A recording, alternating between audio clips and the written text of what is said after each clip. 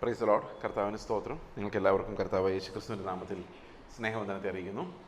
നമ്മൾ അടിസ്ഥാന വിശ്വാസ പ്രമാണങ്ങൾ അപ്പോസ്തലന്മാരുടെ ഭാഷയിൽ അതെങ്ങനെയാണ് ആദ്യകാല സഭയെ പഠിപ്പിച്ചത് എന്നുള്ള ഒരു ടോപ്പിക്കിലൂടെയാണ് കടന്നു പോകുന്നത്. എന്നെ സംബന്ധിച്ച് ഇത് എല്ലാ ചർച്ചിലും അത്യാവശ്യം പഠിക്കേണ്ട കാര്യമാണ്. നമ്മൾ പെന്തക്കോസ്റ്റ് ചർച്ചുകളിൽ സാധാരണ സംഭവിച്ചെന്താണെന്ന് വെച്ച് കഴിഞ്ഞാൽ, ഈ അപ്പോസ്റ്റലിക് ഡോക്ട്രിൻ ആ അടിസ്ഥാനമിടാതെ പലയിടത്തു നിന്നുള്ള പ്രസംഗങ്ങൾ, പലതരം പ്രസംഗങ്ങൾ കേട്ട് ശരിക്കും ഒരു ഇഷ്ടിക കൊണ്ടെന്ന് എവിടെ വെക്കണമെന്ന് അറിയാൻ മേത്തരം. ഫൗണ്ടേഷൻ ഇട്ടാൽ മാത്രമേ ഇഷ്ടിക എവിടെ വെക്കണമെന്ന് നമുക്കൊരു ക്ലാരിറ്റി ഉണ്ടാവും. അപ്പോൾ ഈ അടിസ്ഥാനപരമായ ഉപദേശം ഒരാളുടെ ഹൃദയത്തിലേക്ക് വന്നു കഴിഞ്ഞാൽ, നേരത്തെ പാസ്റ്റർ പറഞ്ഞാൽ തലയിൽ നിറഞ്ഞത് ഹൃദയത്തിലേക്ക് വന്നു കഴിഞ്ഞാൽ, പൗലോസ് പറയുന്ന പോലെ ക്രിസ്തുവിൽ ഞാനിട്ടിരിക്കുന്ന അടിസ്ഥാനം മാറി വേറൊന്ന് പണിയുവാൻ ആരെക്കൊണ്ട് സാധ്യമല്ലെന്ന്.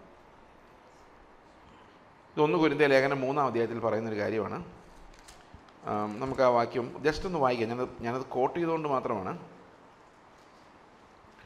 ഓക്കെ, 10-11 വാക്യങ്ങൾ. According to the grace of God given to me, like a skilled master builder, I laid a foundation and someone else is building upon it. Let each one take care how he builds upon it. For no one can lay a foundation other than which is laid, which is Jesus Christ.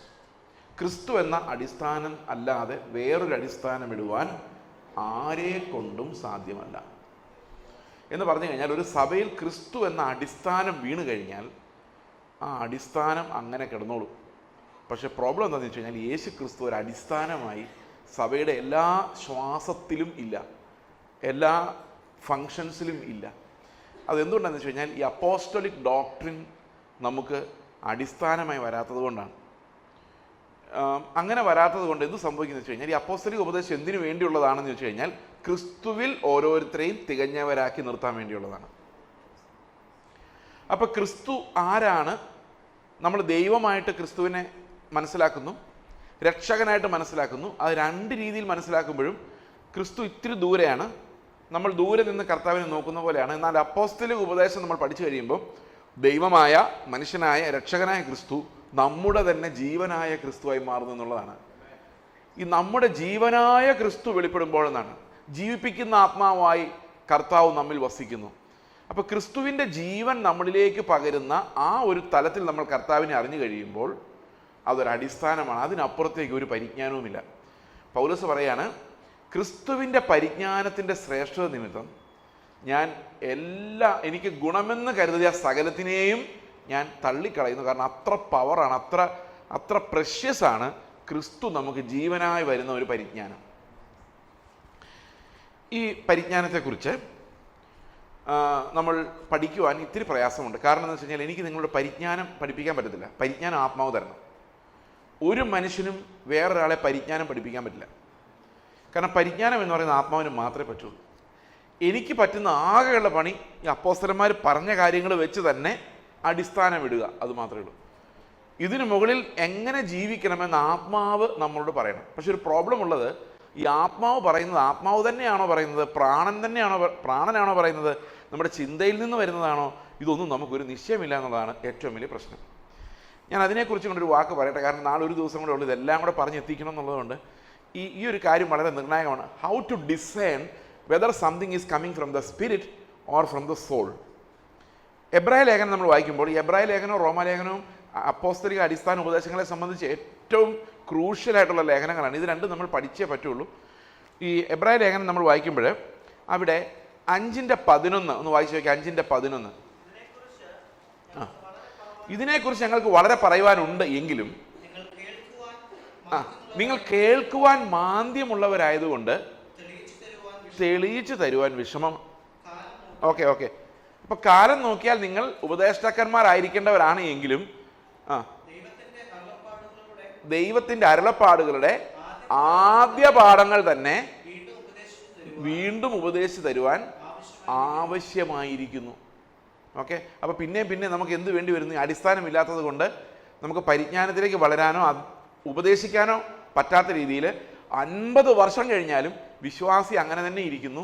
അവർ വേറൊരാളെ ഉപദേശിക്കാനോ ക്രിസ്തുവിൽ നടത്താനോ പ്രാപ്തരാകുന്നില്ല. അവിടെയും pastor ചെല്ലണം. കാരണം ഒരു വിശ്വാസി വളർന്ന് ഉപദേഷ്ടാവാകുന്ന രീതിയിലേക്ക് വളരുന്നില്ല. ഈ ഉപദേഷ്ടാവാകുന്ന രീതിയിലേക്ക് വളരണമെങ്കിൽ അവൻ എന്ത് വേണം എന്നറിയാമോ? അവന് ഒരു പരിജ്ഞാന പൂർത്തി. ആ പരിജ്ഞാന പൂർത്തി എന്ന് പറയുന്നത് കർത്താവിലാണുള്ളത്. പക്ഷേ ഒരു സ്റ്റെപ്പുണ്ട്, നമ്മൾ ഈ ലോകത്ത് തരണം ചെയ്യുന്ന ഒരു സ്റ്റെപ്പുണ്ട്. അതെന്താണെന്നാണ് നമ്മൾ നോക്കാൻ പോകുന്നത്. ഓക്കെ, അത് പറഞ്ഞ ശേഷം അത് നമ്മൾ ഒരു കാര്യം മനസ്സിലാക്കണം. 2 ടീച്ചേഴ്സാണ് നമുക്ക് നമ്മുടെ ആത്മീക ജീവിതത്തിലുള്ളത്. ഒന്ന് ബൈബിളാണ്. ഈ ബൈബിളിലൂടെ നമ്മൾ പഠിക്കുന്നതാണ് അടിസ്ഥാനം. ആ അടിസ്ഥാനം ഒരിക്കലും ഇളക്കം വരാൻ പാടില്ല. രണ്ടാമത്തത് കർത്താവ് നമുക്ക് തരുന്ന അനുദിന പരിജ്ഞാനമാണ്. അത് ആത്മാവാണ് നമ്മളെ പഠിപ്പിക്കുന്നത്. ഈ ആത്മാവ് പഠിപ്പിക്കുക എന്ന് പറഞ്ഞു കഴിഞ്ഞാൽ അത് ബൈബിളിന് വെളിയിൽ നിന്നുള്ള കാര്യങ്ങളല്ല. ആത്മാവിൻ്റെ ശബ്ദം കേൾക്കാനും അതനുസരിക്കാനും നമുക്ക് പറ്റണം എന്നുള്ളതാണ്. 1 യോഹന്നാൻ 2:27 പറയുന്നത്, അവനാൽ പ്രാപിച്ച അഭിഷേകം നിങ്ങളിലിരിക്കുന്നു, ആ അഭിഷേകം നിങ്ങളെ പഠിപ്പിക്കുമെന്നാണ്. അതുകൊണ്ട് വേറെ ആരും ഇനി നിങ്ങളെ പഠിപ്പിക്കേണ്ട കാര്യമില്ല. അപ്പോൾ ഫൗണ്ടേഷൻ വീണ് കഴിഞ്ഞാൽ പിന്നെ വേറെ ആരെങ്കിലും പഠിപ്പിച്ചില്ലെങ്കിലും ഈ അഭിഷേകം നമ്മളെ പഠിപ്പിക്കും.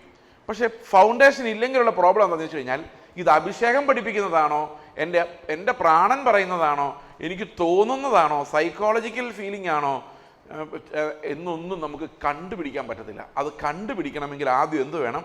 ഈ ഫൗണ്ടേഷൻ വീണിരിക്കണം.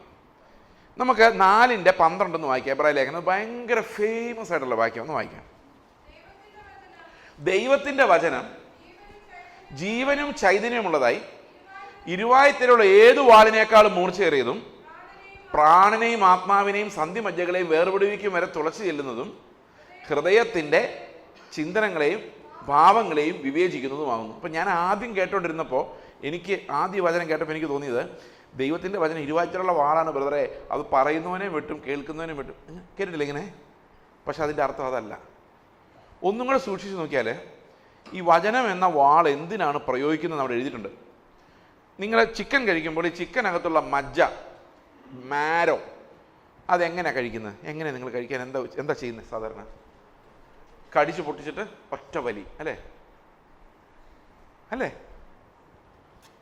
ആ, ഇനി അത് വെന്തില്ലെങ്കിലോ, പച്ചക്കുള്ളവരെല്ലാം ആണെങ്കിൽ നിങ്ങൾ ഈ മാരോ അതിനകത്ത് സെപ്പറേറ്റ് ചെയ്യാൻ എന്ത് ചെയ്യേണ്ടി വരും? ഒരു ബ്ലേഡ് എടുത്ത് കട്ട് ചെയ്താലും എത്ര ഷാർപ്പായിട്ടുള്ള സർജിക്കൽ നൈഫ് ഉപയോഗിച്ചാലും കുറച്ച് റെഡ് അപ്പുറത്തും കുറച്ച് വൈറ്റ് ഇപ്പുറത്തും വരും.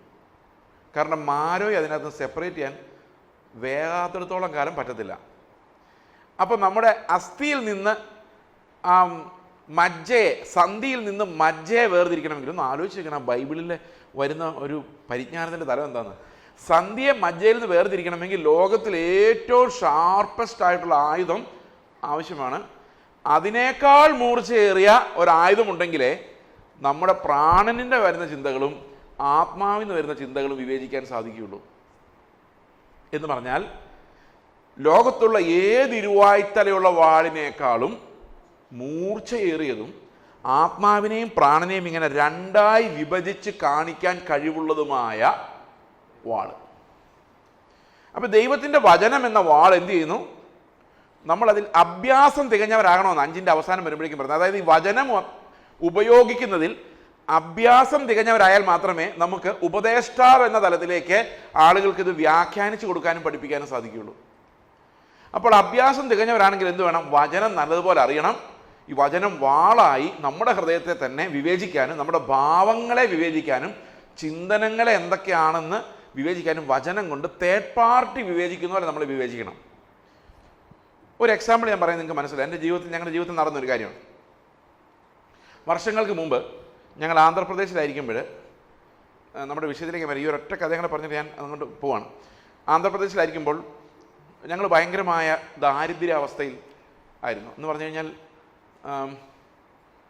നിങ്ങൾ അന്നാ ഞങ്ങളുടെ വീട്ടിൽ വരികയാണെങ്കിൽ നിങ്ങൾക്ക് ഇരിക്കാനൊരു ചെയർ തരാനോ അല്ലെങ്കിൽ ഒരു ചായ ഇട്ട് തരാനോ ഒന്നും കഴിയുമായിരുന്നില്ലാത്തൊരവസ്ഥയായിരുന്നു.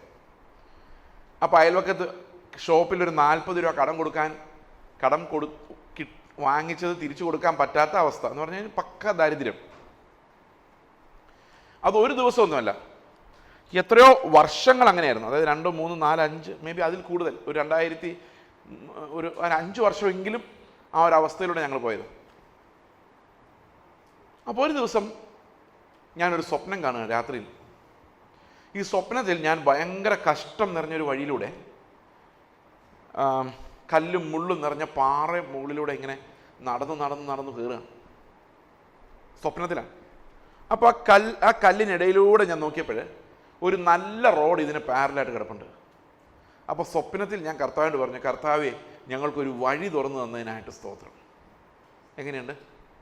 ആശ്വാസമായില്ലേ? കണ്ണു തുറക്കലും ദൈവത്തിൻ്റെ വചനം എന്ന വാള് ഒരൊറ്റ മുറിക്കലായിരുന്നു. നാശത്തിലേക്കുള്ള വഴി വിശാലവും അതിലെ കിടക്കുന്നവർ അനേകരുമാകുന്നു. അപ്പം എനിക്കൊരു കാര്യം മനസ്സിലായി, ഒരു വലിയ പ്രലോഭനം വരുന്നു. പിടിച്ചു നിൽക്കാൻ പ്രയാസമായിരിക്കും, കാരണം അത്ര ദാരിദ്ര്യമുണ്ട്. പിടിച്ചു നിന്നേ പറ്റുള്ളൂ.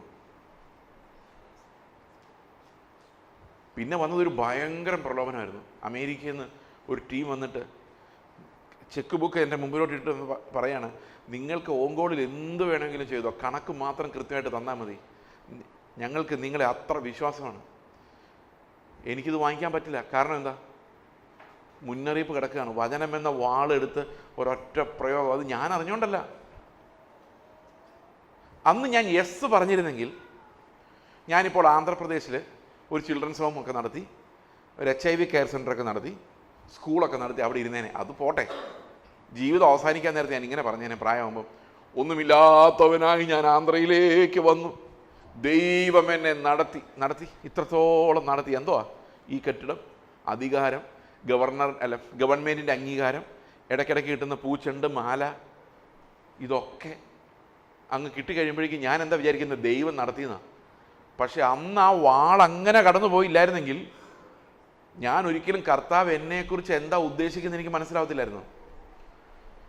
പിന്നെയാണ് എനിക്ക് മനസ്സിലാകുന്നത്, കർത്താവെ, നീ നിന്റെ വചനം പറഞ്ഞു പിന്നെയും ഇടുക്ക് വഴിയിലൂടെ ജീവിതകാലം മുഴുവൻ നടക്കാൻ വേണ്ടിയാണ് വിളിച്ചിരിക്കുന്നതെന്നുള്ള കാര്യം പിന്നെയാണ് അത് മനസ്സിലാകുന്നത്. അപ്പോൾ അങ്ങനെ നമുക്ക് ഒരു തോട്ട് വന്നു കഴിഞ്ഞാൽ അത് പ്രാണനിൽ നിന്ന് വന്നതാണോ ആത്മാവിൽ നിന്ന് വന്നതാണോ എന്ന് വിവേചിക്കാൻ കഴിയുന്ന രീതിയിൽ വചനത്തിൽ നമ്മൾ അഭ്യസനമുള്ളവരും വചനം പഠിച്ചവരുമായാൽ ക്രിസ്തു എന്ന അടിസ്ഥാനത്തെ മറിച്ച് കളയുന്ന ഒരു ശുശ്രൂഷയും നിങ്ങൾക്ക് മനസ്സുകൊണ്ട് അംഗീകരിക്കാൻ പറ്റിയില്ല. അവരെ നിങ്ങൾ പെട്ടെന്ന് വിവേചിക്കും.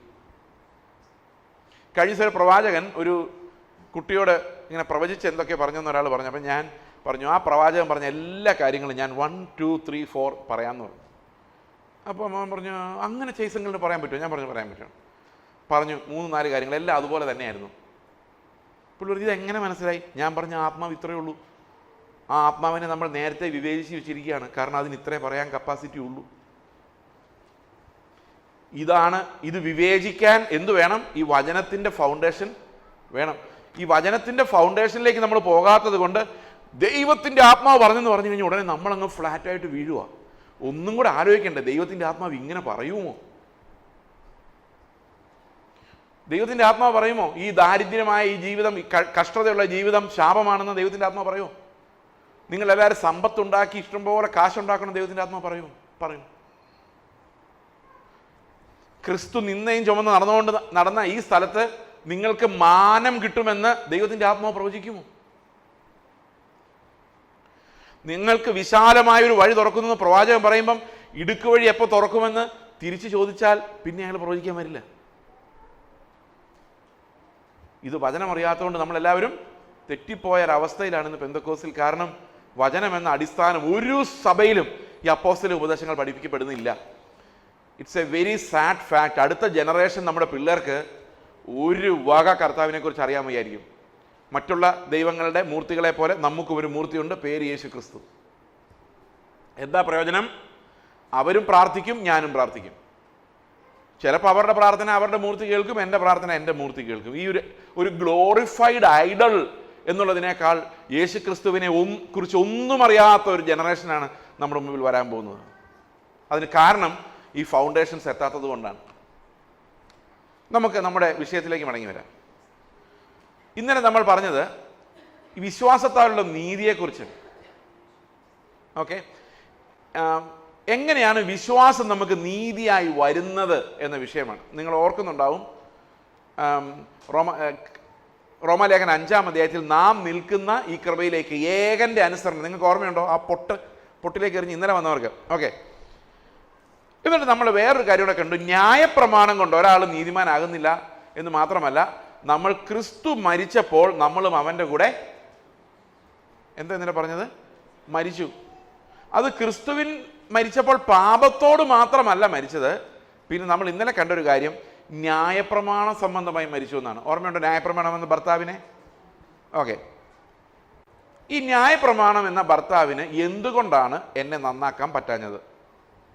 എന്തായാലും ന്യായപ്രമാണം നല്ലതുപോലെ ട്രൈ ചെയ്യുന്നുണ്ട് നന്നാക്കാൻ, പ്രത്യേകിച്ച് മലയാളികൾക്ക്. ലോകത്തിൽ വസ്ത്രധാരണത്തെക്കുറിച്ചും ജീവിത രീതികളെക്കുറിച്ചും ബൈബിളിൽ പറയാത്ത നിയമങ്ങളുള്ള രണ്ട് ഗ്രൂപ്പ് എന്ന് പറയുന്നത് യഹൂദന്മാരും മലയാളികളുമാണ്. വേറെ ലോകത്തിൽ ആർക്കും നിറത്തെക്കുറിച്ചോ വസ്ത്രധാരണത്തിൽ നിറത്തെക്കുറിച്ചോ ഫുൾ സ്ലീവ് എന്നോ മീശ വേണോ വേണ്ടോന്നോ ആഭരണം ഇടണോ ഇങ്ങനെയുള്ള നിയമങ്ങളൊന്നും വേറെ ലോകത്തിലൊരു ചർച്ചയിലും ഇല്ല, ഈ മലയാളികൾക്കും യഹൂദന്മാർക്കും അല്ലാതെ. ഇവർ രണ്ടുപേരും, യഹൂദന്മാരും മലയാളികളും എന്നും ശ്രമിച്ചുകൊണ്ടിരിക്കുന്നുണ്ടെന്നറിയാം. യഹൂദന്മാരും മലയാളികളും ദൈവത്തിൻ്റെ നീതി ഞങ്ങൾ പണ്ടേ വിട്ടു, സുവിശേഷം മിണ്ടാറില്ല, ഉപദേശം പറയാറില്ല.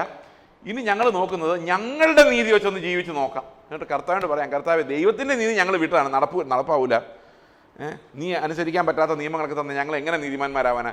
ഞങ്ങളുടെ ഒരു നീതി പ്രഖ്യാപിച്ചിരിക്കുന്നു. ഞങ്ങൾ ആശുപത്രി പോകില്ല, ഞങ്ങൾ വെള്ളവസ്ത്രം ധരിക്കും, ഞങ്ങൾ ആഭരണം ഊരും. അങ്ങനെ ഒരു നീതി ഉണ്ട്. ഞങ്ങളെ നീതീകരിക്കൂ, ഞങ്ങളെ നീതിമാനെന്ന് പറയൂ. ഇതാ ഞാൻ വേണമെങ്കിൽ വെള്ള മാസ്കും കൂടെ വെച്ച് നിന്റെ മുമ്പിൽ ഒന്ന് നിൽക്കാം.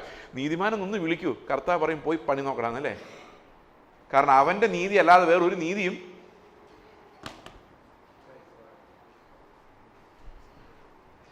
ഇത് ഇസ്രായേൽ മക്കൾക്ക് പറ്റിയ അതേ പറ്റാണ് ഇന്ന് മലയാളികൾക്ക് പറ്റിക്കൊണ്ടിരിക്കുന്നത്. കർത്താവ് അവസാനം ഇല്ലാതായിപ്പോ.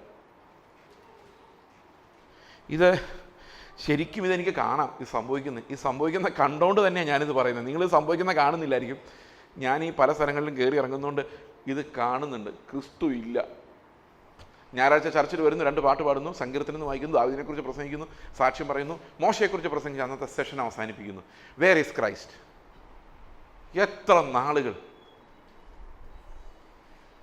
ഓക്കെ, അപ്പം നമ്മൾ ഇന്ന് ചോദിക്കുന്നൊരു ചോദ്യം, ഈ കൽപ്പനകൾ അനുസരിച്ച് കൊണ്ടുള്ളൊരു നീതി എന്തുകൊണ്ടാണ് തോറ്റുപോകുന്നത് എന്നുള്ളതാണ്. അതാണ് ഇന്നത്തെ വിഷയം.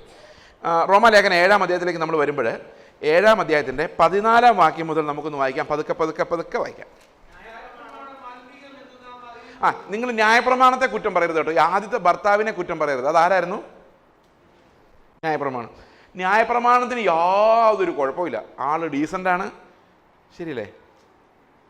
മര്യാദക്കാരനാണ്, ഒരു തെറ്റും ചെയ്യാത്ത ആളാണ്. തന്നെയുമല്ല ദൈവം കൊടുത്തതുമാണ്. അതിന് നമ്മൾ അവഗണിക്കാൻ പാടില്ല. ന്യായപ്രമാണം നമ്മൾ ബഹുമാനിക്കേണ്ട കാര്യമാണ്, ആത്മീകമാണ്.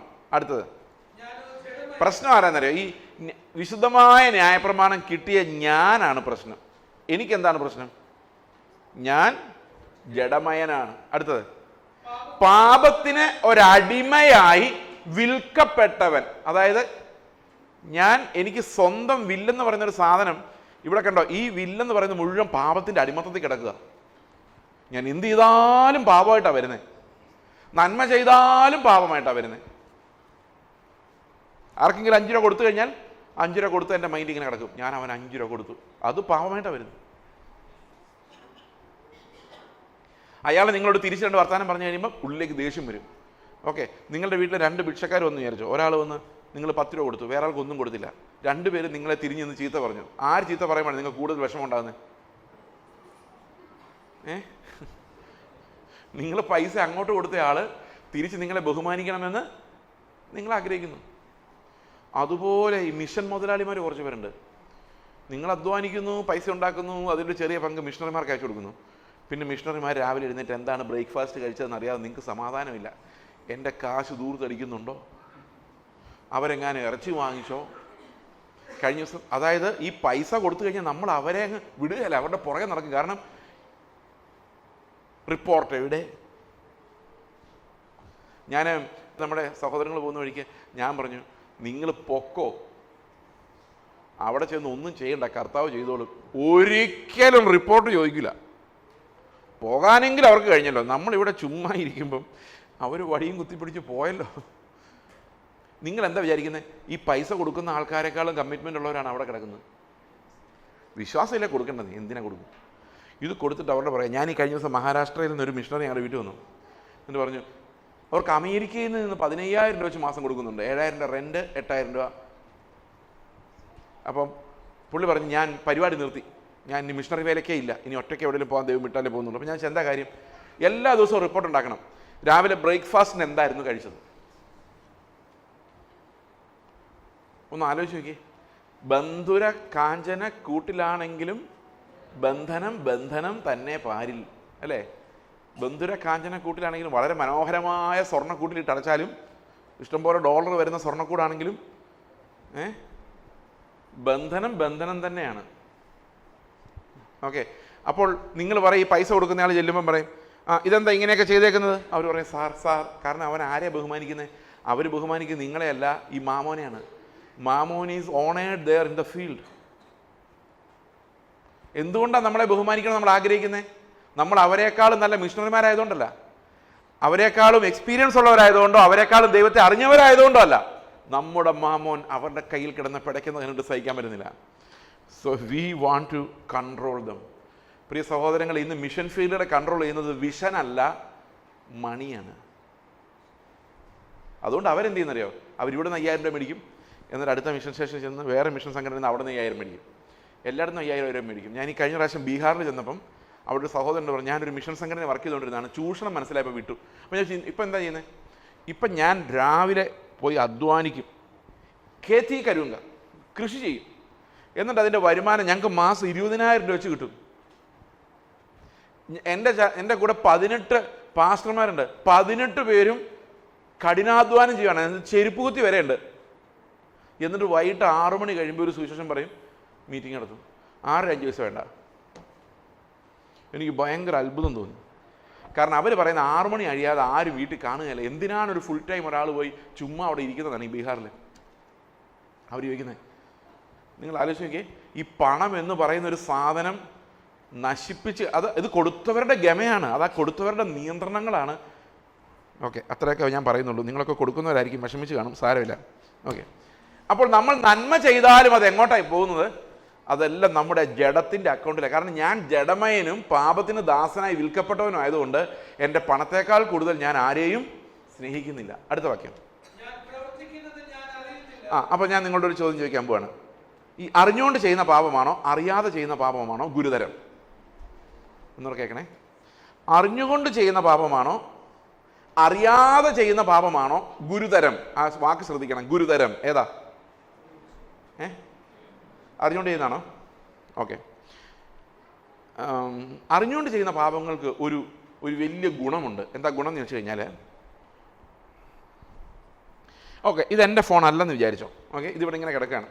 അപ്പോൾ എൻ്റെ മൈൻഡിൽ ഞാൻ പറയാണ്, ഓക്കെ, ഞാനിത് ആരും കാണുന്നില്ലെങ്കിൽ ഞാനിത് അടിച്ചുകൊണ്ട് പോകാൻ തീരുമാനിക്കുകയാണ്. ഇത് അറിഞ്ഞുകൊണ്ട് ചെയ്യുന്നതാണോ അറിയാതെ ചെയ്യുന്നതാണോ? അറിഞ്ഞുകൊണ്ട് ചെയ്യും. ഈ അറിഞ്ഞുകൊണ്ട് ചെയ്യുന്ന പാപത്തിൻ്റെ പ്രത്യേകതയുണ്ട്, വേണമെങ്കിൽ അത് ചെയ്യണ്ടെന്ന് വെക്കാനുള്ള ഫ്രീ വില്ല് എനിക്കുണ്ട്. ശരിയാണോ? അറിഞ്ഞുകൊണ്ട് ചെയ്യുന്ന പാപത്തിൻ്റെ പ്രത്യേകത എന്താ? അതിൻ്റെ നിയന്ത്രണം ആരുടെ മേലാ? എൻ്റെ മേൽ തന്നെയാണ്. അപ്പോൾ എനിക്ക് അതിന്മേലൊരു അധികാരമുണ്ട്, എനിക്ക് വേണേൽ ചെയ്യാതിരിക്കാം. ശരിയല്ലേ? എന്നാൽ അറിയാതെ ചെയ്യുന്ന പാപമോ? അതാ പൗലോസ് പറയുന്നത്, എന്താ ചെയ്യുന്നതെന്ന് പോലും ഞാൻ അറിയുന്നില്ല. കാരണം അത് പ്രവർത്തിക്കുന്നത് ഞാൻ അറിഞ്ഞുകൊണ്ടല്ല. എന്നിൽ വസിക്കുന്ന പാപം എന്ന യജമാനൻ എന്നെ ഉപയോഗിച്ച് അത് ചെയ്തുകൊണ്ടിരിക്കുകയാണ്. നിങ്ങൾക്ക് ഏറ്റവും ഇഷ്ടമില്ലാത്ത നിങ്ങളുടെ ശത്രു എന്ന് നിങ്ങൾ വിചാരിക്കുന്ന ഒരാളെ മനസ്സിൽ സങ്കല്പിച്ച് പെട്ടെന്ന് കിട്ടിയോ? ഞാൻ സഹായിക്കണോ? കിട്ടിയോ? ഓക്കെ. നിങ്ങൾ വിചാരിക്കുന്ന കഴിഞ്ഞ പ്രാവശ്യം കർത്തൃമേശ എടുക്കുന്നതിന് മുമ്പ് ഞങ്ങൾ സെറ്റായി എന്നാണ്. പക്ഷെ ആയിട്ടില്ല. കാരണം കർത്തൃമേശ എടുത്ത് 2-3 ദിവസം കഴിഞ്ഞപ്പം ആ പഴയ ഇഷ്യൂസ് എല്ലാം പിന്നെ ഉണ്ടായി വന്നു. ഇനി അടുത്ത കർത്തൃമേശയ്ക്ക് വേണമെന്ന് കരഞ്ഞൊന്ന് റെഡിയാവാൻ. പക്ഷെ അതൊന്നും റെഡിയാവാനൊന്നും പോകുന്നില്ല. കാരണം എന്താണെന്ന് വെച്ച് കഴിഞ്ഞാൽ, ഇത് നമ്മൾ എത്ര നിയന്ത്രിച്ചാലും വേണ്ടാന്ന് പറഞ്ഞാലും അയാളുടെ മോന്ത കാണുമ്പം എൻ്റെ ഉള്ളിൽ പല ഹോർമോണുകളുണ്ടാവും. ഇത് ഞാൻ പറഞ്ഞിട്ടുണ്ടാകുന്ന ഹോർമോണല്ല, അത് ഞാൻ അറിയാതെ ഉണ്ടാകുന്നതാണ്. അത് ആ ഹോർമോണുകളിലേക്ക് വരുമ്പോൾ അഡ്രിനാലിനാണ് വരുന്നതെങ്കിൽ 2 പൊട്ടിക്കാൻ തോന്നും. പക്ഷെ പൊട്ടിച്ച തിരിച്ച് കിട്ടുമെന്ന് പേടിച്ച് പൊട്ടിക്കില്ല. അത് കൂടി മാനസിക രോഗമാകുന്ന അവസ്ഥ വരും. ഈ മറ്റുള്ളവരോടുള്ള ദേഷ്യവും വെറുപ്പും നമ്മുടെ ഉള്ളിൽ ഇരുന്ന് കഴിഞ്ഞാൽ വളർന്ന് നമ്മളറിയില്ല, ഇത് വളർന്ന് അത് മാനസിക രോഗം പോലെയാവും. അപ്പം സൈക്കോളജിസ്റ്റ് എടുത്ത് കൊണ്ടുപോകും. സൈക്കോളജിസ്റ്റ് എടുത്ത് ചെല്ലുമ്പോൾ പുള്ളി ഓരോ ചാക്ക് എടുക്കുക, ചാക്കിനകത്ത് മണൽ നിറയ്ക്കുക, മണൽ നിറച്ചിട്ട് അത് അമ്മായിയമ്മ എന്ന് എഴുതി വയ്ക്കുക, എന്നിട്ട് ഇടിക്കുക, ആ ദേഷ്യം മുഴുവൻ തീർക്കുക. അതിനെ കത്താർസിസ് എന്ന് പറയുന്നത്. അപ്പം നമ്മുടെ ഉള്ളിലുള്ള ഇമോഷൻസ് മുഴുവൻ ഇങ്ങനെ പൊക്കോളും. എങ്ങനെയുണ്ട് ഐഡിയ? ഇത് നമ്മുടെ ഉള്ളിൽ ബിൽഡായി വരുന്നത് നമ്മൾ അറിയത്തില്ല. അപ്പം എൻ്റെ പല പ്രവൃത്തികളും എന്തുകൊണ്ടാണ് ഞാൻ അങ്ങനെ പ്രവർത്തിച്ചതെന്ന് എനിക്കറിയത്തില്ല. പക്ഷെ പാപമെന്ന യജമാനൻ എന്നിൽ വസിക്കുന്നിടത്തോളം കാലം എനിക്കത് സെൻസ് ആകുന്നുണ്ട്. ഉണ്ട്, പാപമുണ്ട്. പക്ഷെ ഞാൻ അറിഞ്ഞുകൊണ്ട് ചെയ്യുന്നതല്ല, എന്നിൽ നിന്നത് അറിയാതെ വരുന്നതാണ്. അടുത്ത വാക്യം. ഞാൻ ഇച്ഛിക്കുന്നതിനെ അല്ല, എനിക്കിങ്ങനെ ആവണമെന്ന് ഒരു താല്പര്യമില്ല കേട്ടോ. എനിക്ക് നല്ല വിശുദ്ധനായിട്ട് ജീവിക്കണമെന്ന് ആഗ്രഹം. പക്ഷേ ഇച്ഛയ്ക്ക് വിരുദ്ധമായി എന്നിൽ വസിക്കുന്ന ഹോർമോണുകൾ, എൻ്റെ സഹജ സ്വഭാവങ്ങൾ, മോഹങ്ങൾ, ആഗ്രഹങ്ങൾ, ശാരീരികമായ ദാഹങ്ങൾ, ഇതെല്ലാം കൂടെ വന്ന് എൻ്റെ ഇച്ഛയ്ക്കെതിരെ എന്നെ കൊണ്ട് പാപം ചെയ്യിപ്പിക്കുകയാണ്. അടുത്ത വാക്യം. ഞാൻ ഇച്ഛിക്കാത്ത, അതാണ് അനൈച്ഛിക പാപങ്ങൾ. അതായത് സ്വന്തം ഇഷ്ടത്തോടെ ചെയ്യുന്നതല്ല, സ്വന്തം വില്ലിൽ ചെയ്യുന്നതല്ല, വില്ലില്ലാതെ വരുന്ന പാപങ്ങൾ. ഓക്കെ, അതിനർത്ഥം എന്താണ്?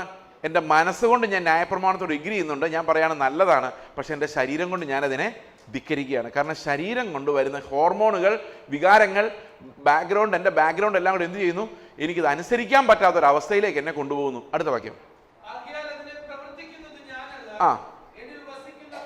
അപ്പൊ എന്നിൽ വസിക്കുന്ന പാപമെന്ന യജമാനൻ ഞാൻ അറിയാതെ തന്നെ എന്ത് ചെയ്തുകൊണ്ടിരിക്കുന്നു? ഈ പാപ പ്രവൃത്തികൾ ചെയ്തുകൊണ്ടിരിക്കുന്നു. പ്രിയ സഹോദരങ്ങളെ, അറിഞ്ഞുകൊണ്ട് ചെയ്യുന്ന പാപങ്ങൾ വേണേൽ നമുക്ക് അനുതപിക്കാം. പക്ഷെ അറിയാതെ വന്നുകൊണ്ടിരിക്കുന്ന പാപങ്ങൾ, അതായത് പാപപ്രകൃതത്തെ എന്ത് ചെയ്യണം? അടുത്ത വാക്യം. അപ്പൊ എൻ്റെ ശരീരത്തിൽ, എൻ്റെ ജഡത്തിൽ എന്തില്ല? നന്മ വസിക്കുന്നില്ല. അപ്പൊ എന്ത് ചെയ്താലും അത് എന്തായിട്ടേ വരുള്ളൂ? തിന്മയായിട്ട് മാത്രമേ വരുള്ളൂ. അടുത്ത വാക്യം. നന്മ ചെയ്യാനുള്ള താല്പര്യം എനിക്കുണ്ട്, പ്രവർത്തിക്കുന്നതോ ഇല്ല. ഇപ്പൊ നമുക്ക് എല്ലാവർക്കും കർത്താവിനെ പോലെ ആകണമെന്ന് ആഗ്രഹമുണ്ടോ? ആർക്കറിയാം, ഉണ്ടോ? ഓക്കെ, പക്ഷെ പറ്റുന്നില്ല, പ്രവർത്തിക്കാൻ പറ്റുന്നില്ല. നമ്മൾ എന്താ ഈ പ്രവൃത്തിയിലേക്ക് നോക്കുമ്പോൾ നമ്മൾ എല്ലാവരും വീണു പോവാണ്. അടുത്തത്. ഓക്കെ, അടുത്ത വാക്യം. ഇച്ഛിക്കാത്ത തിന്മ അത്രേ പ്രവർത്തിക്കുന്നത്. ഞാൻ ഇച്ഛിക്കാത്തതിനെ ചെയ്യുന്നുവെങ്കിലോ അതിനെ പ്രവർത്തിക്കുന്നത് ഞാനല്ല, എന്നിൽ വസിക്കുന്ന പാപം അത്രേ. ഓക്കെ, ഇത്രയും മനസ്സിലായോ? അപ്പം ഞാനല്ല ഇത് ചെയ്യുന്നത്. ആരാ ചെയ്യുന്നത്? ഈ ശരീരത്തിൽ വരുന്ന ഹോർമോണുകളും കെമിക്കൽ ഞാൻ അറിയുന്നില്ല. അത് ഞാൻ പറഞ്ഞിട്ടല്ല. എനിക്ക് ദേഷ്യം വരുന്നത്, ഇനി കുറച്ച് ദേഷ്യപ്പെട്ടേക്കാം എന്ന് തീരുമാനം എടുത്ത് ദേഷ്യപ്പെടുന്ന ആൾക്കാരുണ്ടോ ഇവിടെ? ആരുണ്ടോ? ഇനി കുറച്ച് ലോകമോഹങ്ങളിൽ വീഴാൻ പോവാണ്. ആയിക്കെ, ഇത് കഴിഞ്ഞോട്ടെ, മീറ്റിംഗ് ഒന്ന് കഴിഞ്ഞിട്ട് ഞാൻ കുറച്ച് ലോകമോഹങ്ങളിൽ വീണേക്കാം, അങ്ങനെ വിചാരിച്ചിട്ട് വീഴുന്ന ആരെങ്കിലും ഉണ്ടോ? നിങ്ങളുടെ എഴുന്നേറ്റിട്ട് വേണ്ട പിന്നെ വീഴാൻ, അല്ലേ? അപ്പോൾ ഇതൊന്നും നമ്മൾ തീരുമാനിച്ചതല്ല, തീരുമാനിക്കാതെ തന്നെ അങ്ങനെ വരുന്നതാണ്. എനിക്ക് ആഗ്രഹമുണ്ട് ഈ പിള്ളേർ ബഹളം വയ്ക്കുമ്പം, ഈ പിള്ളേരല്ല കേട്ടോ, വീട്ടിൽ ബഹളം വയ്ക്കുമ്പം സമാധാനത്തോടെ കർത്താവിന് സ്തോത്രം പറഞ്ഞുകൊണ്ടിരിക്കണമെന്ന്. പക്ഷെ ഇത് കാണുമ്പം പറ്റണ്ടേ? നമ്മൾ തീരുമാനിക്കുന്ന പോലെ നല്ല കാര്യങ്ങൾ നടക്കുന്ന കാരണം ഇത് എന്തുകൊണ്ടാണെന്ന് വെച്ച് കഴിഞ്ഞാൽ, ഒരു കർത്താവിൻ്റെ കൽപ്പനകളുടെ ഒരു പ്രോബ്ലം എന്ന് പറഞ്ഞു കഴിഞ്ഞാൽ പ്രോബ്ലം തന്നെയാണ്. അത് നമ്മുടെ പ്രകൃതത്തിനെതിരാന്നുള്ളതാണ്. അതാണ് ഈ ദൈവത്തിൻ്റെ നീതിയുടെ പ്രശ്നം. ഈ പാപപ്രകൃതത്തിനെതിരാണ്. ഉദാഹരണത്തിന്, നിങ്ങളൊരു ടച്ച് മീ നോട്ട് പ്ലാന്റ് കണ്ടിട്ടുണ്ടോ? ഈ ഗൾഫിലുള്ള പിള്ളേർ കണ്ടിട്ടുണ്ടോ എന്ന് അറിയാൻ മേല. എത്ര പേര് കണ്ടിട്ടുണ്ട്? മൈമോസ പുടിക്ക എന്ന് പറയും. മൈമോസ പുടിക്ക, അതാണ് അതിൻ്റെ ബയോളജിക്കൽ നെയിം. ഇതിനെ നമ്മൾ തൊട്ട് കഴിഞ്ഞാൽ അതിങ്ങനെ ചുരുങ്ങും. കണ്ടിട്ടുണ്ടോ അത്? അതെന്തിനങ്ങനെ ചുരുങ്ങുന്നത്? തൊട്ടാപാടി. അങ്ങനെയല്ലേ ഞാൻ പറഞ്ഞേ? Touch me not. ഓക്കെ, എന്നെ തൊടല്ലേ, അങ്ങനെ ഇംഗ്ലീഷിൽ പറഞ്ഞു. ഓക്കെ, അപ്പോൾ അതിന് ദൈവം തന്നെ കൊടുത്തേക്കുന്ന, പ്രകൃതി തന്നെ കൊടുത്തേക്കുന്ന ഒരു മെക്കാനിസം. നിന്നെ ആരെങ്കിലും തൊട്ടാൽ നീ അങ്ങ് ചുരുണ്ട് കുടിക്കണം. ഒരു ഒച്ചിനെ തൊട്ട് കഴിഞ്ഞാൽ അത് അങ്ങനെ ചുരുണ്ടൊരു ബോൾ പോലെ ആമ. ഇതെല്ലാം ഡിഫൻസ് മെക്കാനിസമാണ്. ഓക്കെ, അപ്പോൾ ഒരു പട്ടിയുടെ കണ്ണിലോട്ട് നമ്മൾ സൂക്ഷിച്ച് നോക്കിയാൽ പട്ടി എന്ത് ചെയ്യും? കുരയ്ക്കും. എന്നെ കണ്ട എല്ലാ പട്ടികളും കുരയ്ക്കാറുണ്ട്. കാരണം എൻ്റെ നോട്ടം ആദ്യം എൻ്റെ കണ്ണിലോട്ടേ ഉള്ളൂ. എനിക്ക് ആഗ്രഹമുണ്ട് കണ്ണിലോട്ട് നോക്കല്ലേ, പക്ഷെ കണ്ണിലോട്ട് നോക്കും, കൃത്യമായിട്ടും പട്ടി കുറച്ചിരിക്കും. അതിന് ദേഷ്യമാണ് കണ്ണിലോട്ട് നോക്കുന്നത്. ഞാൻ ചിന്തിക്കുന്ന കേട്ടോ, ഡോഗ് ട്രെയിനേഴ്സൊക്കെ ഇവിടെ കാണുമായിരിക്കും. എനിക്ക് ഇതിനെക്കുറിച്ചൊന്നും വലിയ വിവരമൊന്നുമില്ല. ഒന്നാമത് പട്ടികൾക്ക് എന്നെ അത്ര വലിയ ഇഷ്ടമില്ല. ഓക്കെ, അപ്പോൾ ഈ എന്താ പറയുന്നത്, നമ്മുടെ റിയാക്ഷൻസ്, പ്രകൃതങ്ങൾ, സ്വഭാവങ്ങൾ, ഇതെല്ലാം നമ്മുടെ നിയന്ത്രണത്തിലുള്ള കാര്യമല്ല. ഓക്കെ, അടുത്തത്. അപ്പോൾ നമുക്ക് തന്നെ ഒരു ഡിഫൻസ് മെക്കാനിസം ദൈവം വെച്ചിട്ടുണ്ട്. ഒരുത്തൻ പെട്ടെന്ന് നമ്മുടെ കണ്ണിന് നേരെ ഇങ്ങനെ കൈ കാണിച്ച് നമ്മൾ എന്ത് ചെയ്യും? കണ്ണ് ചിമ്മും. ഓരോ നമ്മളെ കത്തി കുത്താൻ വേണ്ടി എടുത്തു കഴിഞ്ഞാൽ, കർണക്കുറ്റി അടിക്കാൻ കൈ വീശി കഴിഞ്ഞാൽ നമ്മൾ കൈ മാറിപ്പോകും. ഇപ്പോൾ കർത്താവ് പറയണം മാറരുത്. ഇപ്പോൾ പ്രകൃതി തന്നെ തന്നിരിക്കുന്ന ഡിഫൻസ് മെക്കാനിസത്തിനെതിരെയാണ് എന്ത് ചെയ്യുന്നത്? കർത്താവിൻ്റെ കൽപ്പനകൾ. കാരണം പാപം കാരണം പ്രകൃതിയിൽ വീണുപോയ രീതിയിൽ നമ്മൾ ജീവിക്കുന്നത്. പക്ഷെ ദൈവം കൊണ്ടുവരുന്ന കൽപ്പനകളുടെ പ്രത്യേകത എന്താണ്? നമുക്ക് ഈ ജീവിതം കൊണ്ട് അതിനനുസരിക്കാൻ പറ്റില്ല. ഫോർ എക്സാമ്പിൾ, നിങ്ങളുടെ കസേര വേറൊരുത്തൻ നിങ്ങളെക്കാൾ മിടുക്കനായ ഒരാൾ ഓഫീസിൽ വരുന്നത് നിങ്ങൾ കാണുന്നു. അപ്പോൾ പതുക്കെ നിങ്ങൾക്ക് മനസ്സിലാവുന്നത് നിങ്ങളുടെ കസേര ഭീഷണിയിലാണ്. ആ സിഗ്നൽ തലച്ചോറിനോട്ട് ചെന്ന് കഴിയുമ്പം നിങ്ങൾ പോലും അറിയാതെ നിങ്ങളുടെ ഉള്ളിൽ അസൂയ ഉണ്ടാവും. നിങ്ങൾ പോലും അറിയാതെ അവനെ ഇനി വളരാൻ അനുവദിച്ചുകൂടാ എന്ന് നിങ്ങളുടെ ഉള്ളിൽ തോന്നും. അപ്പം അവനെ ബോസ് പിടിച്ച് വഴക്ക് പറയുമ്പോൾ നാച്ചുറലി നിങ്ങളുടെ ഉള്ളിൽ സന്തോഷം ഉണ്ടാവും. സന്തോഷിക്കല്ലേ അവരുടെ കൂടെ കരയെന്ന് പറഞ്ഞാൽ അങ്ങനെ കരച്ചിൽ വരികയില്ല. ഒരു എക്സാമ്പിൾ ചോദിക്കാൻ നിങ്ങൾക്ക് മനസ്സിലാവും. നിങ്ങളുടെ വീട്ടിലെ മോൻ എക്സാമിനേഷൻ തോറ്റു എന്ന് വിചാരിച്ചോ, കരിനാക്കൊന്നുമല്ല കേട്ടോ, ഞാൻ നിങ്ങൾ വിശ്വസിക്കുക, അതൊക്കെ അന്ധവിശ്വാസമാണ്. ഓക്കെ, തോറ്റു എന്ന് വിചാരിച്ചോ, ഭയങ്കര സങ്കടമായിപ്പോയി, നിന്നെയൊക്കെ എന്തിനാടാ പഠിക്കാൻ വിടുന്നത് എന്നൊക്കെ ചോദിച്ചു ഭയങ്കര ബഹളം വരുന്നത്. അങ്ങനെ ഇരിക്കുമ്പോഴാണ് അയൽവക്കത്തെ കൊച്ചും തോറ്റു എന്ന് മനസ്സിലാകുന്നത്. അപ്പോൾ നിങ്ങളുടെ സങ്കടം കൂടുവോ കുറയോ? പെട്ടെന്ന് പറ. ശരിക്കും അയൽവക്കക്കാരെ നമ്മുടെ മക്കളെ പോലെ സ്നേഹിക്കേണ്ടതല്ലേ? അപ്പോൾ എൻ്റെ മോന് തോറ്റപ്പോൾ എന്തുമാത്രം ദുഃഖം എനിക്കുണ്ടായോ അത്രയും ദുഃഖം അവൻ തോറ്റപ്പോഴുണ്ടാവണ്ടേ. പക്ഷെ എന്താണെന്നറിയാൻ മേല, എൻ്റെ മോൻ തോറ്റ കൂടെ അവനും കൂടെ തോറ്റപ്പോൾ എന്തോ ഒരു ആശ്വാസമാണെന്നറിയും. ഇതെന്തുകൊണ്ടാണ് ഇങ്ങനെ വരുന്നത്? കാരണം നമുക്ക് ആഗ്രഹമുണ്ടൊന്ന് സങ്കടപ്പെടണമെന്ന്, പക്ഷെ നമ്മുടെ ശരീരം അതിന് സമ്മതിക്കുന്നില്ല. എത്ര പേർക്ക് മനസ്സിലായി? നമ്മൾ തീരുമാനിക്കുന്ന പോലൊന്നും കാര്യങ്ങൾ നടക്കൂല എന്ന് മനസ്സിലായോ? ഇനി ഒരൊറ്റ ചോദ്യമുള്ളൂ, ഇതിനകത്ത് എങ്ങനെ രക്ഷപ്പെടും? അടുത്ത വാക്യം.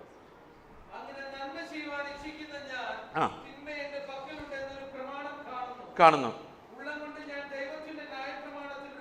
ഉള്ളം കൊണ്ട് ഞാൻ ദൈവത്തിൻ്റെ ന്യായപ്രമാണത്തിൽ രസിക്കുന്നു. എനിക്ക് ഭയങ്കര ഇഷ്ടമാണ് എല്ലാവരോടും ക്ഷമിക്കണം, സ്നേഹിക്കണം. നിങ്ങൾക്കറിയാമോ നിങ്ങൾ സ്നേഹിക്കുന്നുണ്ടോ അയൽക്കാരനെ എന്നൊക്കെ ചോദിക്കാൻ വളരെ എളുപ്പമാണ്. കാരണം ഇത് മോറൽ ടീച്ചിങ് ആയിട്ട് ഈ കർത്താവിൻ്റെ പഠിപ്പിക്കലുകൾ കൊടുത്തു കഴിഞ്ഞാൽ ഇത് എടുത്താ പൊങ്ങാത്ത ഭാരമാണ്. ശരിയല്ലേ? കണ്ണു ചൂടുന്നേരത്ത് എറിഞ്ഞ് കളയുക എന്ന് ഒരു മോറൽ ടീച്ചിങ് ആയിട്ട് പറഞ്ഞു നോക്കിയാൽ നമുക്ക് എടുക്കാൻ പറ്റത്തില്ല. നിങ്ങളുടെ സ്വത്ത് വിറ്റ് ദരിദ്രർക്ക് കൊടുത്തിട്ട് എന്നെ അനുഗമിക്കുക, മോറൽ ടീച്ചിങ് ആയിട്ട് പറഞ്ഞു നോക്കിയാൽ അങ്ങനെ ചെയ്യാത്തവർക്കൊന്നും കർത്തൃമേശയില്ല എന്ന് പറഞ്ഞു കഴിഞ്ഞാൽ എന്നാ ചെയ്യും? നമ്മൾ നാട് വിട്ട് പോകേണ്ടി വരും. അപ്പോൾ ഇതൊന്നും മോറൽ ടീച്ചിങ് ആയിട്ട് അവതരിപ്പിക്കാൻ പറ്റത്തില്ല. മനസ്സിലായോ? അപ്പോൾ അതെങ്ങനെയാണ് നമ്മൾ അനുസരിക്കുന്നവരാക്കി ദൈവം മാറ്റുന്നത്? അടുത്ത വാക്യം. എങ്കിലും ഇനി ശ്രദ്ധിക്കണം, ഇത് വളരെ പ്രധാനപ്പെട്ട ഒരു കാര്യമാണ്. എൻ്റെ ബുദ്ധിയുടെ പ്രമാണത്തോട് പോരാടുന്ന വേറൊരു പ്രമാണം, അതായത് പാപത്തിന്റെ പ്രമാണം എവിടെ കാണുന്നു? അവയവങ്ങളിൽ കാണുന്നു. അപ്പൊ പാപം എവിടെ നിന്നാ വരുന്നേ? ചിന്തയിൽ നിന്നല്ല, പിന്നെ എവിടെന്നാ? നമ്മുടെ അവയവങ്ങളിൽ നിന്നാ വരുന്നേ. That means it's a physiological factor. Sin is not a psychological mental factor or a breaking of the law. Sin is physiological. മനസ്സിലായോ? അത് നമ്മുടെ ശരീരത്തിൽ നിന്ന് വരുന്നതാണെന്നാണ് പറയുന്നത്. അതായത് വീണുപോയ ശരീരത്തിന് ഇങ്ങനെയുള്ള വികാരങ്ങളെ മാത്രമേ ഉണ്ടാക്കാൻ സാധിക്കുന്നുള്ളൂ. ഉദാഹരണത്തിന് ഡോപ്പമിൻ എന്ന് പറയുന്ന ഒരു ഹോർമോൺ ഉണ്ട്. ഈ ഡോപ്പമിൻ ഉള്ളതുകൊണ്ടാണ് നമുക്ക് ഇത്തിരിയൊക്കെ എൻജോയ് ചെയ്യാൻ പറ്റുന്നതെന്നാണ് പറയുന്നത്.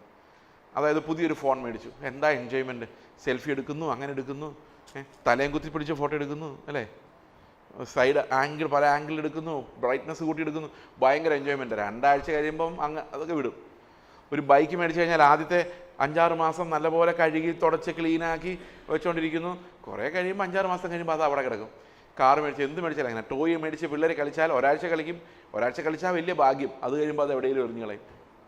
കല്യാണം കഴിച്ചാൽ ആദ്യത്തെ 1 വർഷമൊക്കെ കൈ പിടിച്ച് കെട്ടിപ്പിടിച്ച് റോഡിലൂടെ ഫോട്ടോ എടുത്തുകൊണ്ട് നടക്കും. പിന്നെ കഴിയുമ്പോൾ ഡോപ്പമിൻ അങ്ങ് പോകും. ചിന്തിക്കുക, അന്ന് എന്ത് രസമായിരുന്നു ഈ ചിരി കാണാൻ, ഈ ചിരി കണ്ടുകൊണ്ട് ഞാൻ ഇവിടെ കല്യാണം കഴിച്ച് ഈ അവസ്ഥയിലായല്ലോ എന്ന് ചിന്തിക്കും. അപ്പോൾ ഡോപ്പമിൻ ഇല്ല. അന്നേരമാണ് പ്രസംഗകൻ പറയുന്നത്, നീ നിൻ്റെ ഭാര്യയെ കർത്താവ് സഭയെ സ്നേഹിച്ച പോലെ സ്നേഹിക്കണം. ആഗ്രഹമുണ്ട്, പക്ഷേ ഈ സാധനം വരണ്ടേ? ഇല്ല, ഉള്ളിലൊന്നും ഇല്ല. പിന്നെ എങ്ങനെ സ്നേഹിക്കും?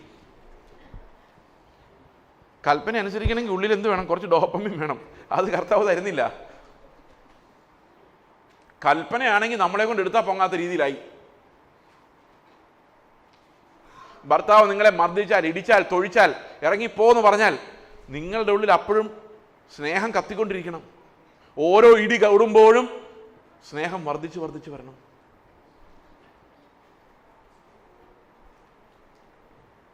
ഇതാ കർത്താവിൻ്റെ കൽപ്പന അനുസരിച്ച് നീതിമാന്മാരെ എല്ലാം ഒന്ന് കൈവക്കിക്ക്. അത് നടക്കൂല എന്ന് അറിയുന്നതുകൊണ്ടാണ് നമ്മൾ മനുഷ്യൻ്റെ നീതി അന്വേഷിച്ച് നീതിമാന്മാരാകാൻ വേണ്ടി പാടുപെട്ടുകൊണ്ടിരിക്കുന്നത്. കാരണം എന്തെങ്കിലും ഒന്ന് വേണ്ടേ, ദൈവത്തിന് മുമ്പിൽ കാണിക്കാനൊന്നുമില്ല, മനുഷ്യൻ്റെ മുമ്പിലെങ്കിലും എന്തെങ്കിലും കാണിച്ച് പിടിച്ച് നിൽക്കണ്ടേ. അതുകൊണ്ടാണ് ഇങ്ങനെ ഫുൾ സ്ലീവ് ആക്കിയിട്ട് വരുന്നത്. Praise the Lord. ഞാൻ ഇടയ്ക്ക് ഇങ്ങനൊന്നും പറയാറില്ല, ചില സമയത്ത് പറഞ്ഞു പോകുന്നതാണ്. അടുത്ത വാക്യം. അപ്പം ശരീരത്തിൽ നിന്നാണ് എന്ത് വരുന്നത്? പാപം വരുന്നത്. ഈ പാപവികാരങ്ങൾ വന്നു കഴിയുമ്പോൾ എന്ത് സംഭവിക്കും? അത് നമ്മളെ അടിമയാക്കി മാറ്റുന്നതാണ്. അതായത് എനിക്ക് ഇതല്ലാതെ വേറൊന്നും ചെയ്യാൻ പറ്റില്ല. എനിക്ക് എൻ്റെ അവയവങ്ങളുള്ള പാപത്തിന്, ആ വാക്യം എന്താ വായിച്ചേ? ബുദ്ധിയുടെ പ്രമാണത്തോട് പോരാടുന്ന വേറൊരു പ്രമാണം ഞാൻ എൻ്റെ അവയവങ്ങളിൽ കാണുന്നു. അതെൻ്റെ അവയവങ്ങളിലുള്ള പാപപ്രമാണത്തിന് എന്നെ അടിമയാക്കി മാറ്റുന്നു. എന്നിട്ട് പറയാണ്, അയ്യോ ഞാൻ അരിഷ്ട മനുഷ്യൻ, ഈ മരണകരമായ ശരീരത്തിൽ നിന്ന് എന്നെ ആർ വിടുവിക്കും. ഇനി നിങ്ങൾ ന്യായപ്രമാണത്തിൻ്റെ കൽപ്പനകൾ ഓർത്ത് നോക്കിയേ. ന്യായപ്രമാണത്തിൻ്റെ കൽപ്പനകൾക്ക് നിങ്ങളുടെ ശാരീരിക അവസ്ഥയെ മാറ്റാൻ പറ്റുമോ? പറ്റില്ല. നിങ്ങളുടെ മനസ്സിനെ നിർബന്ധിക്കാൻ പറ്റും, പക്ഷെ നിങ്ങളുടെ ശരീരത്തെ മാറ്റാൻ പറ്റത്തില്ല. നിങ്ങൾക്ക് ദേഷ്യം വരാതിരിക്കാൻ, അതായത് ഈ അഡ്രിനാലിനൊന്നും ഉണ്ടാകാതെ ഇരിക്കാൻ, അല്ലെങ്കിൽ അതിന് തക്കതായ ഹോർമോണുകൾ കെമിക്കലൊന്നും ഉണ്ടാക്കാതാക്കാൻ ആർക്ക് സാധിക്കില്ല? ഈ ന്യായപ്രമാണത്തിന് സാധിക്കില്ല. അപ്പം ന്യായപ്രമാണം നമ്മളോട് എന്താ പറയുന്നത്? മക്കളെ, നിങ്ങൾ എത്ര ശ്രമിച്ചാലും നിങ്ങളുടെ ശരീരം ശരിയല്ലാത്തതുകൊണ്ട് നിങ്ങൾക്ക് നീതിമാന്മാരായി മാറാൻ സാധിക്കില്ല എന്നാണ് പറയുന്നത്. അയ്യോ ഞാൻ അരിഷ്ട മനുഷ്യൻ, ഈ മരണകരമായ ശരീരത്തിൽ നിന്ന്, മനസ്സിൽ നിന്നാണ് കുഴപ്പമില്ലായിരുന്നു, ശരീരത്തിൽ നിന്ന് എന്നെ ആർ വിടുവിക്കും. എന്നെ ഈ വാക്യം ഏറ്റവും കൂടുതൽ അത്ഭുതപ്പെടുത്തുന്നതെന്ന് വെച്ച് കഴിഞ്ഞാൽ, ലോകത്തിലൊരിടത്തും ഒരു മതവും ഒരു തത്വചിന്തയും ശരീരത്തിൽ നിന്നാണ് പാപം വരുന്നതെന്ന് പറയുന്നില്ല. ഹിന്ദുയിസം പറയുന്ന ഉന്നതമായ ചിന്ത എന്താ? ശ്രേഷ്ഠമായ ജീവിതം, അങ്ങനെ കണ്ടെന്ന് തോന്നുന്നു. അത് കൃത്യമായി മറന്നുപോയി, രണ്ടാമത്തെ വാക്ക് മറന്നുപോയി. അപ്പോൾ ഉന്നത ചിന്തകളെ നന്നാക്കി എടുക്കാൻ അവർ ശ്രമിക്കുന്ന യോഗ, ഇത് ലോകത്തിലെല്ലാ തത്വചിന്തകളും പറയുന്നത് ചിന്തകൾ നന്നാക്കാനാണ്, തോട്ട് പ്രോസസ്സ്. അത് ഇൻസൈറ്റ് ഉണ്ടാകുന്നത് നല്ലതാണ്, പക്ഷെ കർത്താവിൻ്റെ നീതി വെളിപ്പെട്ട് കഴിയുമ്പോൾ ഇതൊന്നും വർക്ക് ചെയ്യത്തില്ല. ഞാൻ പറയുന്നത് മനസ്സിലാവുന്നുണ്ടോ? എത്ര പേർക്ക് ഇപ്പോൾ ഉറപ്പായി ഞാൻ പാപിയാണ്, പോക്കാണെന്ന് ഉറപ്പായോ? മിനിങ്ങാന്ന് നല്ല പ്രത്യാശയോടെ പോയ ആൾക്കാരല്ലേ? ഇനി നമുക്ക് കർത്താവ് എങ്ങനെ നമ്മളെ രക്ഷിക്കുന്നതെന്ന് നോക്കാം. നമുക്ക് രക്ഷയെക്കുറിച്ച് പറഞ്ഞില്ലെങ്കിൽ ശരിയാവില്ലല്ലോ. ഓക്കെ, ഞാൻ അതിനൊരു കഥ നിങ്ങളോട് പറയാം. ഒരു കഥ. എങ്ങനെയാണ് കർത്താവ് ഈ ശരീരത്തിൻ്റെ കണ്ടീഷന് നമ്മളെ രക്ഷിക്കുന്നത്? നമ്മൾ ഈ ശരീരത്തിൻ്റെ അവസ്ഥയെ നോക്കുമ്പം നമുക്കൊരു കാര്യം അറിയാം, കർത്താവ് രണ്ടാമത് വരുമ്പോൾ മാത്രമേ ഈ ശരീരത്തിൻ്റെ അവസ്ഥയ്ക്ക് മാറ്റം വന്ന് തേജസ്സുള്ളൊരു ശരീരം നമുക്ക് ലഭിക്കുകയുള്ളൂ. അപ്പോൾ നമ്മൾ ഈ ലോകത്ത് ജീവിച്ചിരിക്കുന്നിടത്തോളം കാലം ഈ ഒരു ശരീരം മാത്രമേ നമുക്കുണ്ടായിരിക്കുകയുള്ളൂ. ഓക്കെ, അപ്പം നമ്മൾ ഈ ഒരു ശരീരം വെച്ചുകൊണ്ട് നമ്മളെ നീതീകരിക്കാൻ, നല്ലവരാക്കാൻ ന്യായപ്രമാണത്തിന് സാധിക്കില്ല. ഞാൻ ഇങ്ങനെ സങ്കല്പിക്കുമായിരുന്നു, കർത്താവ് ചെന്ന് ന്യായപ്രമാണത്തോട് ചോദിക്കുക, ചെയ്സിനെ എങ്ങനെയുണ്ട്, ചെയ്സ് ആളെങ്ങനെയുണ്ട്? അപ്പം ന്യായപ്രമാണം പറയാം, എൻ്റെ കർത്താവെ, നീ ചെറുപ്പത്തിലേ എന്നെ അവൻ്റെ അടുത്ത് വിട്ടതാണ്, ഇത്രയും നാളും എന്നെ കൊണ്ട് പറ്റാവുന്ന പോലെയൊക്കെ ഞാൻ പരിശ്രമിച്ചു, പക്ഷെ അവൻ്റെ ഉള്ളിൽ ഇതൊന്നും അനുസരിക്കാനുള്ള ഹോർമോണുകളില്ല. നിങ്ങളോട് ഞാനൊരു രഹസ്യം പറയട്ടെ, ഈ സ്നേഹിക്കാനുള്ളൊരു ഹോർമോൺ നമ്മുടെ ഉള്ളിലില്ല. നിങ്ങൾ ഭയങ്കര ദേഷ്യമാണ്, നിയന്ത്രിക്കപ്പെടുന്നില്ല, അടിച്ച് പൊട്ടിക്കുവാണോ, സാധനങ്ങൾ അടിച്ച് പൊട്ടിക്കുകയാണെങ്കിൽ നിങ്ങൾ നേരെ ഒരു സൈക്യാട്രിസ്റ്റിനെ എടുത്തോട്ട് പോയി കഴിഞ്ഞാൽ പുള്ളൊരു മരുന്ന് തന്ന് ബോധം കെടുത്തി അവിടെ ഇടും. എന്നാൽ ദേഷ്യം പിടിപ്പിക്കാനുള്ള ഹോർമോണുകളുണ്ട്, പക്ഷേ ഒരു സ്വന്തം കൊച്ചിനെ കാണുമ്പോൾ വാത്സല്യം തോന്നുന്ന, നമ്മളെ എടുത്തുകൊണ്ട് നടക്കാൻ തോന്നിപ്പിക്കുന്ന ഹോർമോണുണ്ട്. ഓക്കെ, അതുപോലെ ഭാര്യയെ കാണുമ്പോഴാണ് കുഴപ്പമില്ല, ഭാര്യയെ കാണുമ്പോൾ എന്താ ആ തോന്നുന്ന ഒരു ഇഷ്ടം, ആ ഇഷ്ടത്തിനുള്ള ഹോർമോണുകളുണ്ട്. അല്ലെങ്കിൽ ചന്ദ്രനിൽ പോകുമ്പം അവിടെ ചായക്കടയിൽ ചായ വെച്ചുകൊണ്ടിരിക്കുന്ന മലയാളിയെ കാണുമ്പം മലയാളിയാണല്ലേ, കേരളത്തിൽ എവിടെ നിന്നാണ് ചോദിക്കുമ്പോൾ ഉണ്ടാകുന്ന ഒരു സന്തോഷം. കാരണം അതൊരു സ്നേഹമാണ്, ഇത് സഹോദര സ്നേഹമാണ്. നമ്മൾ ഏതെങ്കിലും ഒരു വിദേശ രാജ്യത്ത് വെച്ചാൽ മലയാളിയാണല്ലേ, ആ മലയാളിയെ കാണുമ്പോൾ ഉണ്ടാകുന്ന സുഖം അതൊരു സ്നേഹമാണ്. പിന്നെ വീട്ടുകാരോടും നാട്ടുകാരോടും ഉണ്ടാകുന്ന സ്നേഹം, ഒരേ സ്കൂളിൽ പഠിച്ചവരുണ്ടാകുന്ന സ്നേഹം, ഇതൊക്കെ ഉണ്ട്. ഇതൊക്കെ മനുഷ്യന് ഹോർമോണുകളിലൂടെ വരും. പക്ഷേ എന്നെ സ്ഥിരമായി ഗോസിപ്പ് പറയുകയും എന്നെ ഉപദ്രവിച്ചുകൊണ്ടിരിക്കുകയും എൻ്റെ ശത്രുവായിരിക്കുകയും എൻ്റെ പറമ്പിൻ്റെ അതിര് മാന്തിക്കൊണ്ടിരിക്കുകയും ചെയ്യുന്ന ഒരാളോട് സ്നേഹമുണ്ടാക്കാനുള്ള ഒരു ഹോർമോണും മനുഷ്യൻ്റെ ഉള്ളിൽ ഉണ്ടാക്കാൻ സാധിക്കില്ല. കാരണം പ്രകൃതിയാ തന്നെ നമ്മളൊരു ഡിഫൻസ് മെക്കാനിസമായിട്ടാണ് ജനിക്കുന്നത്. അതുകൊണ്ടാണ് ഈ ലോകത്ത് ജീവിച്ചു പോകുന്നത്. ഒതുക്കേണ്ടവനെ ഒതുക്കിയും വളർത്തേണ്ടവനെ വളർത്തിയും നമ്മുടെ വഴികൾ ശരിപ്പെടുത്തിയാൽ മാത്രമേ നമുക്ക് ഈ ദുഷ്ടലോകത്ത് ജീവിച്ചു പോകാൻ പറ്റുള്ളൂ. അതുകൊണ്ട് നമ്മൾ കുറച്ച് വളവില്ലാതെ ഇപ്പം ജീവിക്കാൻ പ്രയാസമാണ്. കാരണം ഈ ലോകത്ത് ജീവിച്ചു പോകണമെങ്കിൽ എന്ത് വേണം? ഒരിത്തിരി വളവും ഇത്തിരി വക്രതയും ഇത്തിരി ഒതുക്കലും ഒക്കെ നമ്മുടെ കയ്യിലുണ്ടെങ്കിലേ. എല്ലാവരും സമ്മതിച്ചോ? ഇപ്പം പ്രകൃതി തന്നെ വീണുപോയത് കൊണ്ട് ഇവിടെ ഒരാൾക്ക് ഒരിക്കലും ശത്രുവിനെ സ്നേഹിച്ചുകൊണ്ട് ജീവിക്കാൻ പറ്റത്തില്ല. അതിനുള്ള ഹോർമോൺ ഇല്ല. അപ്പോൾ ഈ ന്യായപ്രമാണം ചെന്ന് കർത്താവിനോട് പറയാം, എൻ്റെ കർത്താവ് അവൻ ആ ഹോർമോൺ എന്തെങ്കിലും ഉണ്ട് ഇത്തിരി കൊടുക്കുക. അവനിത് പറ്റുന്നില്ല. ഈ നിയമങ്ങളെല്ലാം എടുത്തുകൊണ്ട് ഇങ്ങനെ ഇരിക്കും. അവനൊന്നും ചെയ്യാൻ പറ്റുന്നില്ല. ഈ ഒരു അവസ്ഥയിൽ നമ്മൾ എങ്ങനെ രക്ഷപ്പെടും? ആർക്കെങ്കിലും എന്തെങ്കിലും ഈ ലോകത്തെ പണ്ഡിതന്മാർ ഇവരെല്ലാം ഞെട്ടിപ്പോയത് യേശു കർത്താവ് സ്നേഹം എന്ന വിഷയത്തെക്കുറിച്ച് പറഞ്ഞുകൊണ്ടാണ്. കാരണം അതിനു മുമ്പുള്ള നിങ്ങൾ ചരിത്രം പഠിച്ചിട്ടുണ്ടോ? ചരിത്രം പഠിച്ചിട്ടുള്ള ആരെങ്കിലും ഉണ്ടോ? ഹിസ്റ്ററി പഠിച്ചിട്ടുള്ള ആരെങ്കിലും? MA ഹിസ്റ്ററി, BA ഹിസ്റ്ററി എന്തെങ്കിലും പഠിച്ചിട്ടുണ്ടോ? ഒരാൾ കൈവക്കി. യേശു ക്രിസ്തുവിന് മുമ്പ് ഒരാളേ ഉള്ളോ? യേശു ക്രിസ്തുവിന് മുമ്പ് ഏതെങ്കിലും ഒരു മനുഷ്യൻ ശത്രുവിനെ സ്നേഹിച്ചതായിട്ടോ? ഒരു ബന്ധവുമില്ലാത്ത ഒരാൾക്ക് വേണ്ടി ജീവൻ കൊടുത്തതായിട്ടോ? സ്വന്തം നാട്ടുകാരനല്ല, വീട്ടുകാരനല്ല, യാതൊരു കാര്യത്തിൽ സ്നേഹിക്കാൻ ബാധ്യതയില്ലാത്ത ഒരാൾക്ക് വേണ്ടി ജീവൻ കൊടുത്തതായിട്ടോ? ഇതൊരു നല്ല വികാരമായിട്ടോ ചരിത്രത്തിൽ ഒരാളെക്കുറിച്ചും രേഖപ്പെടുത്തിയിട്ടില്ലെന്ന് മാത്രമല്ല ഒരു പുസ്തകത്തിൽ പോലും ഇങ്ങനത്തെ ഒരു സ്നേഹമെന്ന ആശയമില്ല. ഒരു തത്വചിന്തയിൽ പോലും ഇല്ല. കാരണം മനുഷ്യർ പ്രകൃതിയോടും മനുഷ്യനോടും മല്ലിട്ട് തന്നെയാണ് വളർന്നു വന്നത്. അതുകൊണ്ട് യേശുക്രിസ്തു വന്നപ്പോഴാണ് മനസ്സിലാകുന്നത് സ്നേഹത്തിൽ ബേസായിട്ടുള്ള ഒരു നീതി ഉണ്ട്. അത് ദൈവത്തിന് മാത്രമേ സാധിക്കുകയുള്ളൂ. അതുകൊണ്ടാണ് ഈ സ്നേഹം എന്ന വാക്ക് ഇപ്പോൾ ഒത്തിരി പേര് എഴുതുന്നുണ്ട്. കുമാരനാശാൻ പറഞ്ഞ സ്നേഹമാണ് അഖിലസാരമൊഴിയിൽ. ഇതെല്ലാം ക്രിസ്തുവിന് ശേഷം. ഇപ്പോൾ ആൾക്കാർ പറയുന്നത് എന്താണെന്നറിയോ? ലോകത്തിൽ എല്ലാ മതങ്ങളും പറയുന്ന സ്നേഹത്തെക്കുറിച്ചാണ്. ഒരൊറ്റ മതത്തിൽ സ്നേഹത്തെക്കുറിച്ച് പറയുന്നില്ല, യേശുക്രിസ്തു അല്ലാതെ. അതിൻ്റെ കാരണം എന്താണെന്നറിയോ? ഇതുണ്ടാക്കാൻ പറ്റത്തില്ല, പറഞ്ഞാൽ അനുസരിക്കണ്ടേ. അപ്പോൾ ഇത് ഉണ്ടാക്കണമെങ്കിൽ കർത്താവിന് മാത്രമേ സാധിക്കുള്ളൂ.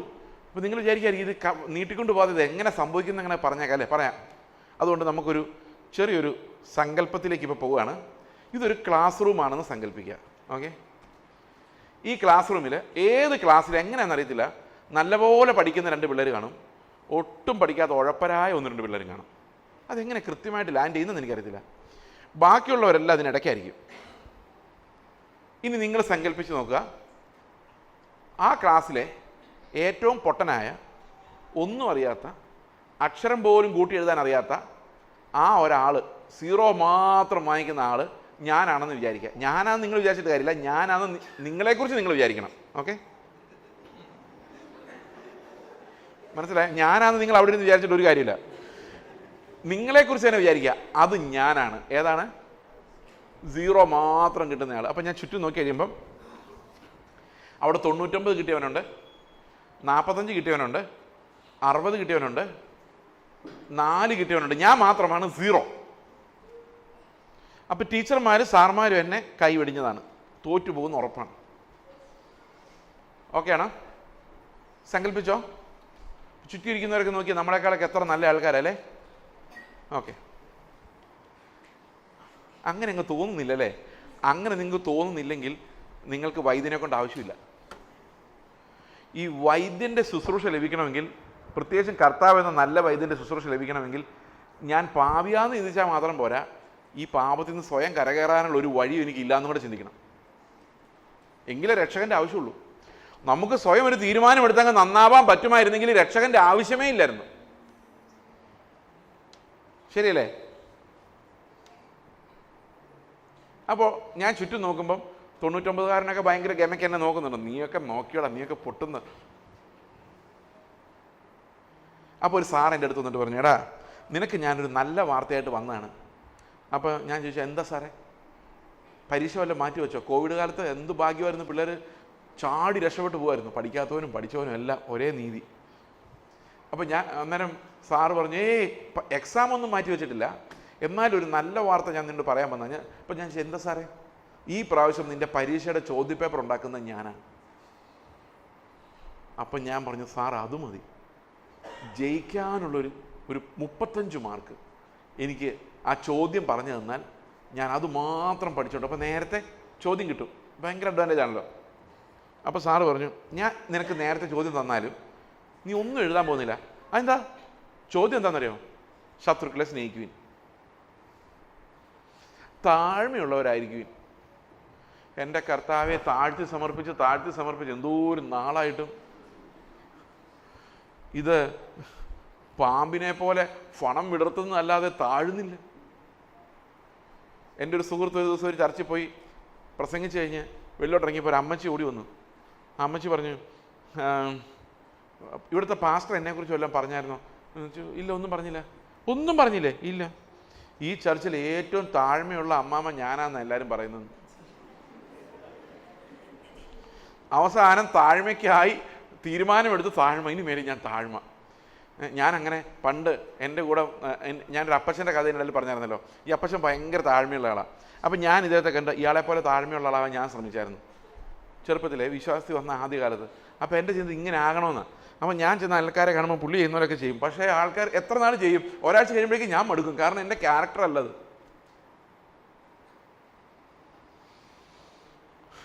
ഓക്കെ. അപ്പോൾ സാർ എന്നോട് പറഞ്ഞു, അപ്പോൾ നിന്നെ കൊണ്ട് അത് നടക്കുകയില്ല. അപ്പോൾ ചോദ്യപേപ്പർ നേരത്തെ തന്നിട്ട് കാര്യമില്ല. ഇനി അടുത്തത് സാറ് പറഞ്ഞു, തീർന്നിട്ടില്ല, ഒരു നല്ല വാർത്തയും കൂടെ ഞാൻ നിന്നോട് പറയാൻ പോവാണ്. അപ്പോൾ അതെന്താ സാറേ? ഈ പ്രാവശ്യം നിൻ്റെ ആൻസർ പേപ്പർ നോക്കുന്നത് ഞാനാണ്. അന്നേരം ഞാൻ പറഞ്ഞു, സാർ അത് മതി, ഞാൻ എല്ലാ ചോദ്യത്തിൻ്റെ നമ്പർ ഇട്ടിട്ട് അതിൻ്റെ ക്വസ്റ്റ്യനൊക്കെ അതുപോലെ എഴുതി വെച്ചേക്കാം. അതും സ്പെല്ലിംഗ് മിസ്റ്റേക്ക് ആയിരിക്കും. പക്ഷേ സാർ അത് നോക്കിയിട്ട് അതിൻ്റെ സൈഡിൽ എങ്ങനെയില്ല 4ഉം 5ഉം 10ഉം ഒക്കെ ഇട്ടിട്ട് എങ്ങനെയെങ്കിലും ഒരു 35 തന്ന് എന്നെ അപ്പുറത്ത് കിടത്തിട്ട് മേലാ ഞാൻ ഈ വഴിക്ക് വരികയില്ല. ഇത് നമ്മുടെ അവസ്ഥയുണ്ട്, ഇത് ഒരു രക്ഷയില്ല. അപ്പോൾ സാറ് പറഞ്ഞേടാ, ഒരു പ്രശ്നമുണ്ട്. എന്താണെന്ന് വെച്ചാൽ നിൻ്റെ ആൻസർ പേപ്പറിൽ ഇന്നേ വരെ ആരും ഒരു 1/2 മാർക്ക് പോലും ഇട്ടിട്ടില്ല. ഞാൻ ഇതിനകത്ത് 35 മാർക്ക് ഇട്ടാൽ എൻ്റെ പണി പോവും. അത് മാത്രമല്ല, നിനക്കറിയാൻ വയ്യാത്തൊരു രഹസ്യമുണ്ട്. ഈ പരീക്ഷയുടെ ഒരു പ്രത്യേകത, 100ന് 100 ഇല്ലാത്തവനെല്ലാം തോക്കുവാണ്. അപ്പോൾ എനിക്കൊരാശ്വാസമായി. 99കാരനപ്പുറത്തിരുന്ന് ഭയങ്കര ഹോംവർക്ക് ചെയ്യലാണ്. അവൻ ഉൾപ്പെടെ സകലരും പോക്കാണ്. കാരണം ഒരു കൽപ്പന തെറ്റിയ എല്ലാം തെറ്റിയ പോലെ ആ ചങ്ങല പൊട്ടുക. അപ്പോൾ ഞാൻ പറഞ്ഞു, സാറേ എന്തായി പറയുന്നത്? അപ്പോൾ എൻ്റെ ഉള്ളിൽ സന്തോഷമുണ്ട്, എല്ലാം പൊട്ടിയല്ലോ, എൻ്റെ ഉള്ളിൽ സന്തോഷമുണ്ട്. അപ്പം ഞാൻ സാറിന് പറയാം, സാറ് എന്തായി പറയുന്നത്? 35 എങ്ങനെയെങ്കിലും സംഘടിപ്പിക്കാമെന്ന് വിചാരിച്ചപ്പം 100ഓ? സാർ എന്നെ സന്തോഷ വാർത്ത പറയാൻ വന്നാണോ അതോ കരയിപ്പിക്കാൻ വന്നാണോ? സാറ് പറഞ്ഞ്, തീർന്നിട്ടില്ലടാ, ഒരു വാർത്തയും കൂടെ ഞാൻ പറയാം. അപ്പോൾ ഞാൻ ചോദിച്ചാൽ, എന്താ സാറ്? നീ പൊട്ടനാണെന്നോ? അതായത് നമ്മൾ സ്വയം പൊട്ടനെന്ന് വിളിച്ചാൽ കുഴപ്പമില്ലട്ടോ, വേറൊരുത്തിനെ പൊട്ടാന്ന് വിളിച്ചാൽ അഗ്നിനരകത്തിന് ഇരയാകുമെന്ന് പറയുന്നത്. അപ്പോൾ അവനെ വിളിക്കാം, കുഴപ്പമില്ല. നീ പൊട്ടനാണെന്നും നിന്നെയും കൊണ്ട് 5 മാർക്ക് വാങ്ങിക്കാൻ പറ്റത്തില്ലെന്നും ഞങ്ങൾക്കെല്ലാം മനസ്സിലായി. കാരണം ഒരു കൺസൾട്ടൻറ്റ് സൈക്കോളജിസ്റ്റ് ഒരു ലെറ്റർ തന്നിട്ടുണ്ട്, ഒരു സർട്ടിഫിക്കറ്റ് തന്നിട്ടുണ്ട്. You have dyslexia, learning disorder. ഒന്നും എഴുതാൻ പറ്റത്തില്ല. ഈ ലെറ്റർ കാണുമ്പോൾ ഇങ്ങനെ ഉറുമ്പുകൾ പോകുന്ന പോലെ തോന്നുന്നത്, ഒന്നും പിടികിട്ടുന്നില്ല. ഡിസ്ലെക്സിയ എന്ന് പറയും. അവർക്ക് വേറെ ഒത്തിരി കഴിവുകൾ കാണും, പക്ഷേ ഈ അക്ഷരങ്ങൾ ഇഷ്ടം, അക്ഷരവൈരികളാണ് അല്ല. ഇന്ന് മിക്കവാറും പിള്ളേർക്ക് എല്ലാം അക്ഷരവൈരാഗ്യമുണ്ട്. അതുകൊണ്ട് തന്നെ ബുദ്ധി ഒരു പ്രത്യേക രീതി മാത്രമേ ഇന്നത്തെ പിള്ളേർക്ക് പോകുള്ളൂ. എല്ലാ തരത്തിലും അനലൈസ് ചെയ്യാനുള്ള കഴിവില്ല. കാരണം അക്ഷരവൈരാഗ്യം കാരണം. അത് പിന്നെ ഒന്നും പറയാൻ സമയമില്ല. ഓക്കെ, അത് പോട്ടെ. അപ്പോൾ സാറ് പറഞ്ഞ അങ്ങനെയുള്ള വിദ്യാർത്ഥികൾക്ക് ഒരു സ്കീമുണ്ട്. എന്ത് സ്കീം? നിനക്കൊരു സ്ക്രൈബിനെ വെച്ച് എക്സാം എഴുതാം. അങ്ങനെയുണ്ട് കേട്ടോ, അത് ഗവൺമെൻറ് റൂളാണ്. ഞങ്ങളുടെ ഒരു മോള് സ്ക്രൈബിനെ വെച്ചാണ് 10ാം ക്ലാസ്സിൽ നല്ല സൂപ്പർ മാർക്കായിരുന്നു. എല്ലാം സ്ക്രൈബ് എഴുതി, അവൾക്കൊന്നും അറിയാൻ മേല.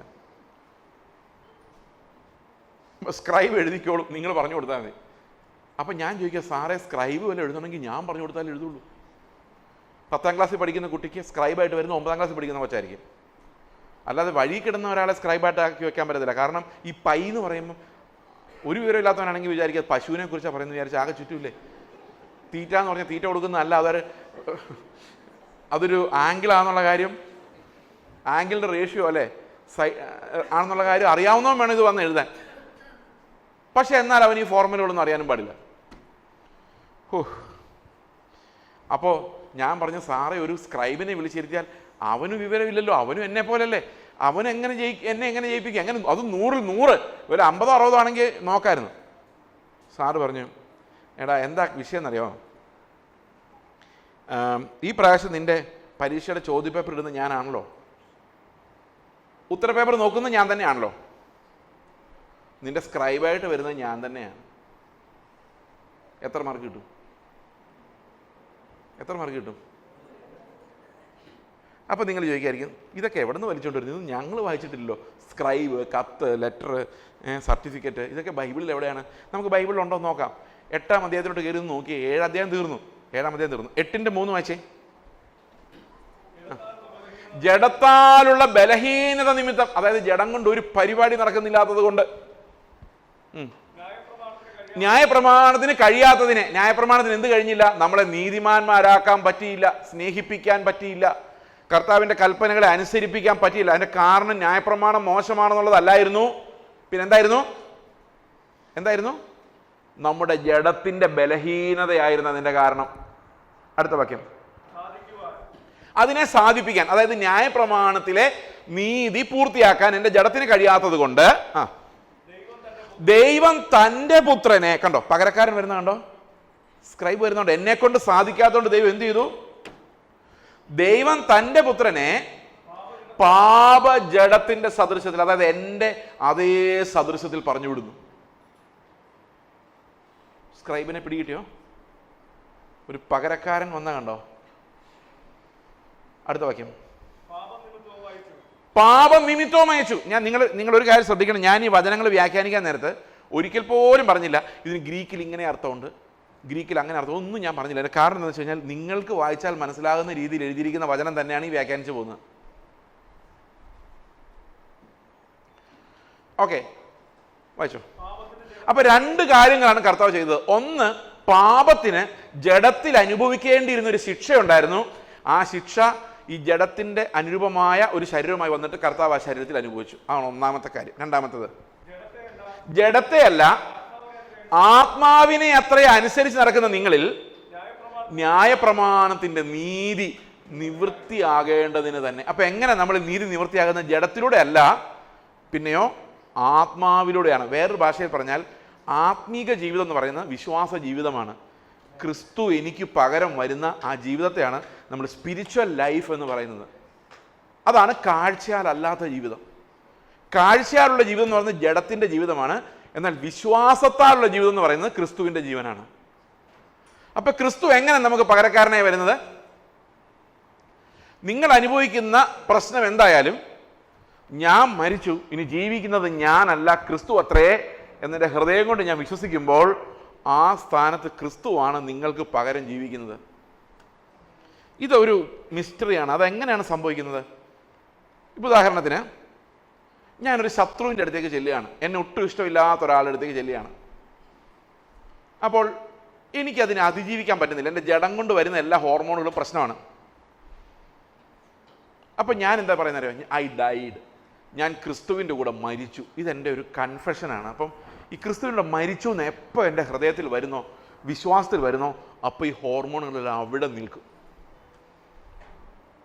നിങ്ങളിത് വിശ്വസിക്കുന്നില്ലായിരിക്കാം, പക്ഷെ എപ്പോഴാണോ ക്രിസ്തുവിലുള്ള വിശ്വാസം നിങ്ങൾക്ക് ജീവനായി മാറുന്നത്, ആ സമയത്ത് നിങ്ങളുടെ ക്രോധം, ദേഷ്യം, അഡ്രിനാലിൻ്റെ റേസ് എല്ലാം പോകും.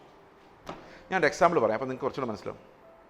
ഞങ്ങളുടെ ചർച്ചയിൽ ഒരു സഹോദരൻ ഉണ്ടായിരുന്നു. അദ്ദേഹം കോവിഡായിട്ട് മരിച്ചുപോയി. ഇദ്ദേഹം ശരിക്കും പറഞ്ഞു കഴിഞ്ഞാൽ ഒരു മാനസിക രോഗിയായിരുന്നു. മാനസിക രോഗമായിട്ട് പലപ്പോഴും ബന്ധിക്കപ്പെട്ട അവസ്ഥയിൽ, സെല്ലുകളിൽ അടയ്ക്കപ്പെട്ട അവസ്ഥയിലായിരുന്നു. ചില സമയത്ത് അദ്ദേഹത്തിന് ബോധം വരും. അദ്ദേഹം കൺസൾട്ട് ചെയ്യാത്ത സൈക്കാട്രിസ്റ്റുകൾ കേരളത്തിലില്ല എന്ന് പറയാം. അതുപോലെ പുള്ളിയെ പലരും അനലൈസ് ചെയ്യുകയും ഭയങ്കര വയലൻ്റ് ആയിട്ടുള്ള സൈക്കോട്രിക് പ്രോബ്ലം. അദ്ദേഹത്തിൻ്റെ കുടുംബത്തിൻ്റെ പാരമ്പര്യത്തിലുണ്ട് 1-2 പേർക്ക്. ഒരാളെ എനിക്കറിയാം. അപ്പോൾ ഇദ്ദേഹം ഒരു ദിവസം ഈ സുബോധമുള്ള സമയത്ത് ഒരു ട്രാക്റ്റ് കാണുകയാണ്. ആ റോമാലേഖനം 8-ാം അധ്യായത്തിൽ നിന്നൊരു വാക്യമാണ്. ശരീരം പാപനിമിത്തം മരിക്കേണ്ടതെങ്കിലും ആത്മാവ് നീതി നിമിത്തം ജീവനാകും. പുള്ളി വിശ്വസിച്ചു, ഞാൻ മരിച്ചു, ജീവിക്കുന്ന ഞാനല്ല ക്രിസ്തു അത്രേ. ഒറ്റ ഫെയ്ത്തിലൂടെ പുള്ളിയുടെ ആ രോഗം മാറി. ഈ രോഗം മാറിയെന്ന് മാത്രമല്ല, ഒരു എക്സലൻറ്റ് കൗൺസിലറായിട്ടും ബൈബിൾ ടീച്ചറായിട്ടും പുള്ളി മാറി. അദ്ദേഹം എന്നെ ചേട്ടാന്നായിരുന്നു വിളിക്കുന്നത്. വന്നപ്പോഴെന്നോട് പറഞ്ഞു, ഞാൻ ചേട്ടാന്നേ വിളിക്കുള്ളൂ കേട്ടോ. ഞാൻ പറഞ്ഞു മതി. ഒരു ദിവസം എൻ്റെ ഭാര്യ സുഖമില്ലാതെ ഹോസ്പിറ്റലിൽ സർജറി ആയിട്ട് കിടക്കുന്ന സമയത്ത് ഈ മനുഷ്യൻ ആണ് കാവലിരിക്കുന്നത്. ഞാൻ ഏതോ ചർച്ചിൽ പ്രസംഗിക്കാൻ പോയിരിക്കുക. അപ്പോൾ പുള്ളി ഇങ്ങനെ വെളിയിരിക്കുകയാണ്. ഇത് ഭയങ്കര ബുദ്ധിയുള്ള ആളാണ്, മാത്തമാറ്റിക്സിലൊക്കെ ഭയങ്കര പ്രൊഫഷൻസി ഉള്ള ആളാണ്. അപ്പോൾ അദ്ദേഹം ഇങ്ങനെ ICUവിൻ്റെ ഫ്രണ്ടിൽ ഇരിക്കുകയാണ്. അപ്പോൾ ഞാൻ ഇടയ്ക്കിടയ്ക്ക് വിളിച്ച് ചോദിക്കും, എന്തുണ്ട് വിശേഷം, എങ്ങനെയുണ്ട്, ഡോക്ടർ വന്നോ, കണ്ടോ, എങ്ങനെയുണ്ട് സിറ്റുവേഷൻ. പുള്ളിക്ക് കുറേ നേരം കഴിഞ്ഞപ്പം പുള്ളിയോട് പറഞ്ഞു, ചേട്ടനെ എന്തിനാണ് കർത്താവ് വിളിച്ചേക്കുന്നത്? ഞാൻ പറഞ്ഞു, സുവിശേഷ വേലയ്ക്ക്. എന്നാൽ പിന്നെ ചേട്ടൻ ആ പണി ചെയ്യും. എന്നോട് കർത്താവ് ഇവിടെ ഇരിക്കാനേ പറഞ്ഞേക്കുന്നത്, ഞാൻ ഇവിടെ ഇരുന്നോളാം. അതിനിടയിൽ ഇങ്ങനെ ഫോൺ ചെയ്ത് എന്നെ ഡിസ്റ്റർബ് ചെയ്തിരുന്നു. അപ്പോൾ എനിക്ക് ഫോൺ ചെയ്യാൻ പറ്റുന്നില്ല, കാരണം ഈ പുള്ളി ഇങ്ങനെ പറഞ്ഞ സ്ഥിതിക്ക് എങ്ങനെ ഫോൺ ചെയ്യും. രാത്രി ഞാൻ പ്രസംഗം എല്ലാം കഴിഞ്ഞ് ഈ മുറിയിലോട്ട് എന്ന് കഴിഞ്ഞപ്പോൾ ഈ പുള്ളി എന്നോട് പറയാം, ചേട്ടാ ഞാൻ രാവിലെ അങ്ങനെ പറഞ്ഞതിനകത്ത് വിഷമമായി. ഞാൻ പറഞ്ഞു, ഇല്ല വിഷമമില്ല. പുള്ളി പറഞ്ഞു, അതെന്താണെന്നറിയാമോ, ഈ ദൈവത്തിൻ്റെ ആത്മാവിനെ ദൈവം ചേട്ടന് തന്നിട്ടുണ്ടല്ലോ, ഉണ്ട്. അതുപോലെ ചേച്ചിക്ക് കൊടുത്തിട്ടുണ്ടല്ലോ, ഉണ്ട്. ഈ ആത്മാവിനെ കൊടുത്തതെന്ന് പറഞ്ഞു കഴിഞ്ഞാൽ ജീവൻ തന്നെ കൊടുത്ത പോലെ അല്ലേ? അതെ. അത്രയും കൊടുത്ത് സ്നേഹിക്കുന്ന ഒരു ദൈവം അവിടെ ഉള്ളപ്പം ഇടയ്ക്ക് ചേട്ടൻ ഇങ്ങനെ വിളിച്ച് എങ്ങനെയുണ്ട് ചോദിക്കുമ്പം ആത്മാവിനായ അസൂയോടെ കാക്ഷിക്കുന്ന ഒരു ദൈവം ഒന്നും വായിച്ചിട്ടില്ലേ ചേട്ടാ? ഉണ്ട്. അപ്പോൾ ദൈവത്തിന് വിഷമമാകത്തില്ലെന്ന് ചോദിച്ചു. ഞാൻ ഞെട്ടിപ്പോയി. ഞാൻ അദ്ദേഹത്തോട് പറഞ്ഞു, സൺഡേ ചർച്ചിൽ പ്രസംഗിക്കാമെന്ന് ചോദിച്ചു. കാരണം എനിക്ക് മനസ്സിലായത് ഇൻസൈറ്റ് ഇല്ലാത്ത ആൾക്ക് ഇത് പറയാൻ പറ്റില്ല. ക്രിസ്തുവിനെ അനുഭവിക്കാത്ത ഒരാൾക്ക് പറയാൻ പറ്റുന്ന കാര്യമല്ല അത്. അദ്ദേഹം പറഞ്ഞു, എനിക്ക് പ്രസംഗിക്കാനൊന്നും പറ്റില്ല, ഞാൻ വേണമെങ്കിൽ നീളത്തിലൊരു സാക്ഷ്യം പറയാമെന്ന് പറഞ്ഞു. ഞാൻ പറഞ്ഞു, ഓക്കെ, 1 മണിക്കൂർ സാക്ഷ്യം പറഞ്ഞോളാം പറഞ്ഞു. പിന്നെ പുള്ളി അനേക സ്ഥലങ്ങളിൽ പ്രസംഗിച്ചു, അനേക ആൾക്കാരെ കൗൺസിൽ ചെയ്തു. ഞാൻ കൗൺസിലിങ്ങിൽ വരുമ്പം എന്തെങ്കിലും ഇത്തിരി ടഫ് കേസാണ്, എന്നെ കൊണ്ട് പറ്റില്ല എന്നുണ്ടെങ്കിൽ ഞാൻ ഉടനെ പുള്ളിയുടെ പേര് പറയായിരുന്നു. കോവിഡ് സമയത്ത് മരിച്ചുപോയി. കോവിഡ് സമയത്ത് മരിക്കുന്ന സമയത്തും ഭയങ്കര കൂളായിരുന്നു. ആ സാധനം പിന്നെ തിരിച്ചു വന്നില്ല. ഏതാ ഈ മാനസിക പ്രശ്നം. ഞാനിത് പറയാൻ കാരണം, നമ്മൾ എപ്പോൾ ക്രിസ്തുവിൻ്റെ ജീവൻ നമ്മുടെ ജീവൻ എന്ന് നമ്മൾ വിശ്വസിക്കുന്നോ, നമ്മൾ പിന്നെ ഒരു ഹോർമോണിൻ്റെ അടിമയല്ല. നമ്മൾ ജീവിക്കുന്നത് ജഡത്താലല്ല, നമ്മൾ ആത്മാവിനാൽ ജീവിക്കുന്ന ആ ക്രിസ്തുവിൻ്റെ ജീവൻ്റെ സ്വാതന്ത്ര്യത്തിലേക്ക് നമ്മൾ കിടക്കുന്ന വിശ്വാസത്താലാണ്. എത്രവർക്ക് മനസ്സിലായി? ഈ പകരക്കാരനായ യേശു മനസ്സിലായോ?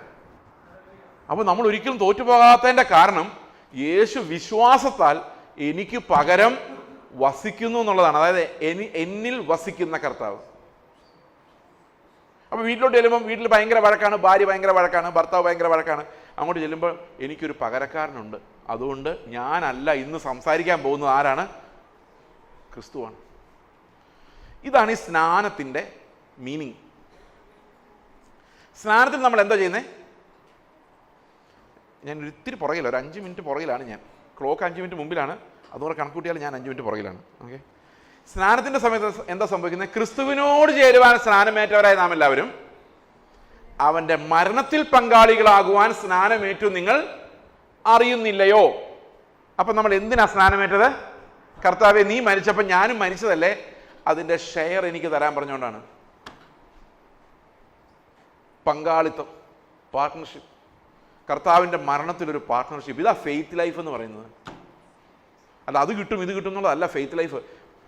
If you still consider faith as something, some means to obtain worldly glory, you are mistaken, you are deceived.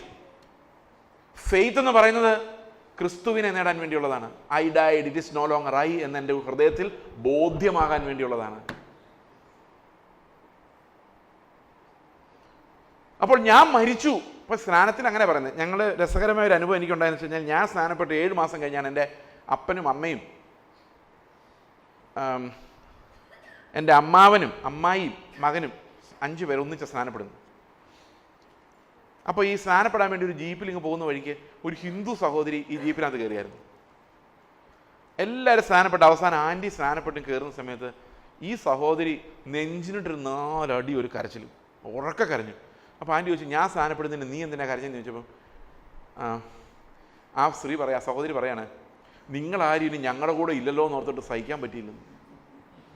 സ്നാനപ്പെട്ടവർക്ക് ഇന്നേ വരെ മനസ്സിലായിട്ടില്ല ഞങ്ങൾ അവരുടെ കൂടെ ഇല്ല എന്നുള്ള കാര്യമാണ്. പക്ഷേ സ്നാനം നോക്കി നിന്നയാൾക്ക് അപ്പം തന്നെ മനസ്സിലായി ഇവർ പോയി. അവിടെ പറയുന്നത് നമ്മൾ സ്നാനത്തിനകത്ത് രണ്ട് കാര്യങ്ങളുണ്ട്. ഒന്ന്, അവൻ്റെ കൂടെ മരിച്ചു. അവൻ്റെ കൂടെ മരിച്ചാൽ തീർച്ചയായിട്ടും അവൻ്റെ പുനരുത്ഥാനത്തിൻ്റെ പങ്കാളിത്തത്തിൽ നമ്മളുണ്ട്. എന്ന് പറഞ്ഞാൽ ക്രിസ്തു മരിച്ചപ്പോൾ നമ്മൾ ക്രിസ്തുവിൽ ഉണ്ടായിരുന്നുവെങ്കിൽ നമ്മൾ വിശ്വസിക്കുന്ന അവൻ പുനരുത്ഥാനം ചെയ്ത് എഴുന്നേറ്റപ്പോൾ അവൻ്റെ കൂടെ നമ്മളുണ്ടായിരുന്നു. എന്ന് പറഞ്ഞാൽ ഞാനല്ല ക്രിസ്തു അത്രയെന്ന് പറയുമ്പോൾ ക്രിസ്തുവിൻ്റെ പുനരുത്ഥാനത്തിൻ്റെ ശക്തിയാണ് എനിക്ക് ഓരോ സ്ഥലത്തും ജയിക്കാൻ എന്നെ സഹായിക്കുന്നത്. ലോകത്തിൻ്റെ ജയമല്ല, അത് ക്രിസ്തുവിൻ്റെ ജയമാണ്. മനസ്സിലായോ? ഇനി എൻ്റെ ഒരു ചെറിയ സാക്ഷ്യം കൂടെ പറഞ്ഞിട്ട് ഞാൻ അവസാനിപ്പിക്കാം.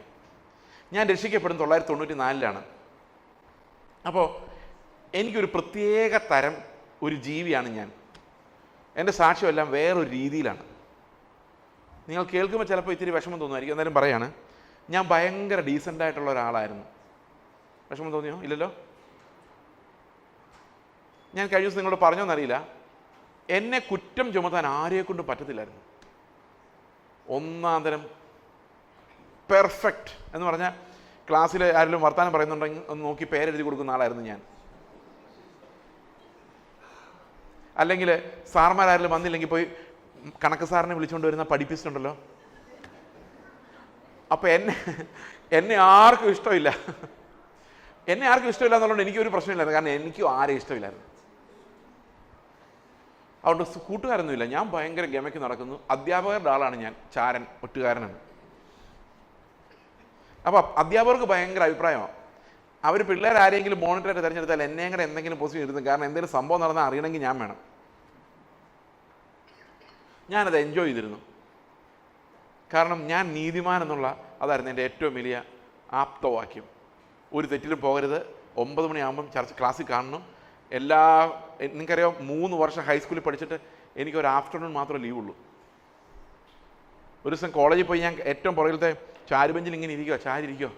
അപ്പോൾ ടീച്ചർ ഒന്ന് ചോദിച്ചു, എന്താ ചേച്ചി അവിടെ പോയിരിക്കുന്നത്? ഞാൻ പറഞ്ഞു, എനിക്ക് പനിയാണ്. പുള്ളിക്കാർ ചൂടായി.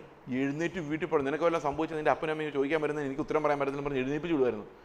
ഞാൻ പോവില്ല, കാരണം നീതി അങ്ങനെ കവിഞ്ഞു പോയിട്ട് എനിക്ക് താങ്ങാൻ വയ്യാത്ത അവസ്ഥയിലോട്ടത് പോയി.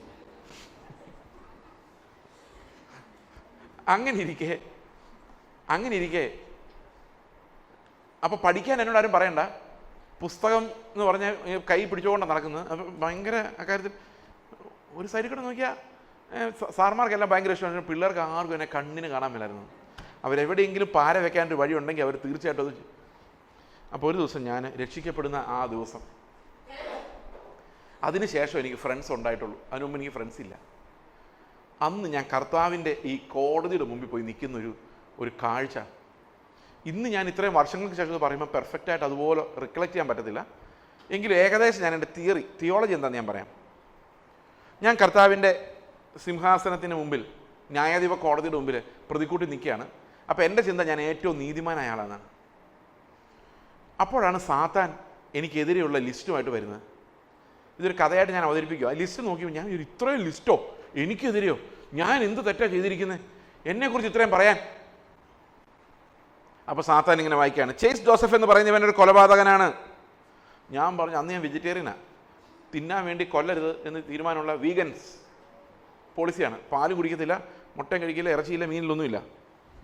ഞാൻ പറയാണ്, കർത്താവെ, ഞാൻ കോഴിയെപ്പോലും കൊന്നു തിന്നാത്തവനാണ്, എന്നെ കൊലപാതകൻ നീ വിളിച്ച തെറ്റാണ്. അപ്പോൾ കർത്താവ് പറയാണ്, നീ കോഴി എത്ര എണ്ണത്തിന് വേണമെങ്കിലും കൊന്നു തിന്നോ, പക്ഷേ സഹോദരനെ പകയ്ക്കുന്നവനെല്ലാം ഇവിടെ കൊലപാതകനായിട്ടാണ് എൻ്റർ ചെയ്തിരിക്കുന്നത്. ഞാൻ നോക്കിയപ്പോൾ എന്നെപ്പോലെ സഹോദരന്മാരെ പകച്ചിട്ടുള്ള ഒരാൾ പോലുമില്ല. ഞാൻ കാരണം പഠിത്തം നിർത്തി പോകേണ്ടി വന്നവരുണ്ടായിട്ടുണ്ട്. എനിക്ക് സന്തോഷം അവർ പോകുമ്പം പോട്ടെ എന്നാണ്. ഞാൻ പിന്നെ അടുത്ത കാലത്ത് ഫേസ്ബുക്കിലൊക്കെ നോക്കി അവന് ജീവനോടുണ്ടോ സമാധാനം, അവരെല്ലാം രക്ഷപ്പെട്ടു പോയി എന്നുള്ളതിനകത്തൊരു ആശ്വാസമുണ്ട്. അവസാനം സാത്താൻ പറഞ്ഞു, ഇവൻ വ്യഭിചാരിയാണ്. ഞാൻ പറഞ്ഞു, എൻ്റെ കർത്താവെ, പ്രേമിക്കാൻ പോലും പറ്റിയിട്ടില്ല. പിന്നെ എന്താണ്, ഞങ്ങൾ പ്രീ ഡിഗ്രി വരെ പഠിച്ചത് മെൻസൊള്ളി കോളേജിലും സ്കൂളിലുമാണ്, ഹൈസ്കൂളിലൊക്കെ. അപ്പോൾ കർത്താവ് പറഞ്ഞു, അതൊന്നും നീ ചെയ്യണ്ട, സ്ത്രീയെ മോഹിക്കേണ്ടതിനോട് നോക്കുന്നവനെല്ലാം വ്യഭിചാരം ചെയ്തു. അപ്പം ഞാൻ നോക്കിയപ്പോൾ ഒന്നും ഞാൻ ചെയ്തിട്ടില്ല എന്ന് വിചാരിക്കുന്നുണ്ടെങ്കിലും എല്ലാവിധ പാപങ്ങളിലും എൻ്റെ പേര് ആദ്യം ഉണ്ട്. ഇതെല്ലാം കൂടെ വായിച്ചു കഴിഞ്ഞപ്പോഴേക്കും എൻ്റെ കൺട്രോൾ പോയി. എനിക്ക് മനസ്സിലായി, ഞാൻ പോക്കാണ്, ദൈവത്തിൻ്റെ നീതിയുടെ മുമ്പിൽ ഞാൻ പോക്കാണ്. അവസാനം കർത്താവ് പറഞ്ഞു, ഇന്നലെ ഞാൻ കഴിഞ്ഞ ദിവസം പറഞ്ഞത്, നീ ഒരു വിഗ്രഹാരാധിയാണ്. ഞാൻ പറഞ്ഞു അതിലെങ്കിലും എനിക്കൊരു ഇത്തിരി ക്രെഡിറ്റ് താ, ഞാൻ വിഗ്രഹങ്ങളെ ഉപേക്ഷിച്ച ആളാണ്. ഞങ്ങളുടെ ക്ലാസ്സിൽ 2-3 പിള്ളേരുണ്ടായിരുന്നു, അവരും വിഗ്രഹങ്ങൾക്കെതിരെ ഒരു മൂവ്മെൻറ്റ് പോലായിരുന്നു, ഇത് അന്ധവിശ്വാസങ്ങൾക്കെതിരെ. എന്നിട്ട് എന്നെ വിഗ്രഹാരാധി എന്ന് വിളിച്ചപ്പോൾ എനിക്ക് സഹിക്കാൻ പറ്റിയില്ല. ഞാൻ പറഞ്ഞു, കർത്താവെ ഞാൻ വിഗ്രഹാരാധി അല്ല. കർത്താവ് പറഞ്ഞു, നീ തന്നെയാണ് നിന്റെ വിഗ്രഹം. ഇതിനെ ആൾക്കാരെ കൊണ്ട് വണങ്ങിപ്പിക്കാൻ വേണ്ടി നീ കാണിക്കുന്ന പരിപാടികൾ എല്ലാം മനുഷ്യരെ കാണിക്കാൻ വേണ്ടി നിങ്ങൾ നീതിമാന്മാരായി അഭിനയിക്കുമ്പോൾ നിങ്ങൾ നിങ്ങളുടെ വിഗ്രഹത്തെ എഴുന്നള്ളിച്ച് മറ്റുള്ളവരുടെ മുമ്പിൽ കൊണ്ട് വെക്കുകയാണ്, വണങ്ങടാ എന്ന് പറയാണ്. അപ്പോൾ ഞാൻ നിലവിളിച്ച്, ആ നിലവിളിയാണ് എൻ്റെ മനസ്സിൽ ഇപ്പോഴും ഉണ്ട്. ഞാൻ കർത്താവിൻ്റെ പറഞ്ഞു, എൻ്റെ കർത്താവേ, നീ എന്നെ നോക്കിയാൽ പാപമല്ല അതൊന്നും കാണാൻ പോവില്ല, അതുകൊണ്ട് നീ എന്നെ വിട്ടേക്ക്, നരകത്തിലേക്ക് തന്നെ വിട്ടേക്ക്. എനിക്ക് നരകമല്ലാതെ വേറെ ഒന്നിനും അർഹതയില്ല. അടുത്ത ആളുടെ അടുത്തോട്ട് പൊക്കോ, I will go to hell. കർത്താവ് പറഞ്ഞു, നീ നരകത്തിൽ പോകണ്ട. ഞാൻ എന്താ, നിനക്ക് 2000 വർഷങ്ങൾക്ക് മുമ്പ് എൻ്റെ മകൻ ക്രൂശിലോട്ട് പോകുന്ന വഴിക്ക് പീലാത്തോസ് അവനോട് പറഞ്ഞു, വേണമെങ്കിൽ നിനക്ക് രക്ഷപ്പെടാം, നീ ഒന്ന് നിഷേധിച്ചാൽ മതി, എനിക്ക് നിന്നെ രക്ഷപ്പെടുത്താം.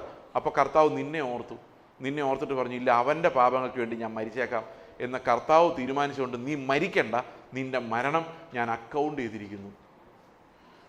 ഞാൻ പറഞ്ഞു, കർത്താവേ നന്ദി, ഇതിലും വലിയൊരു സംഭവം എൻ്റെ ജീവിതത്തിൽ നടക്കാനില്ല. കാരണം ഗോഡ് ലവ്സ് മീ.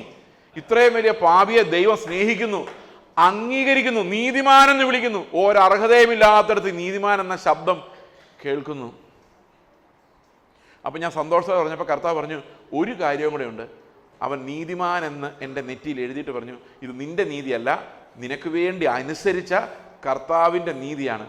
ഇനി നീ ജീവിക്കുമ്പോഴെല്ലാം ഓർത്തോണം, നിന്റെ പാപമല്ല, നിനക്കൊരു പകരക്കാരനുണ്ട്, അവൻ്റെ നീതിയാണ് നീ വിശ്വാസത്താൽ ജീവിക്കേണ്ടത്. അപ്പോൾ ഫെയ്ത്ത് ലൈഫ് എന്ന് പറയുന്നത് എന്താണ്?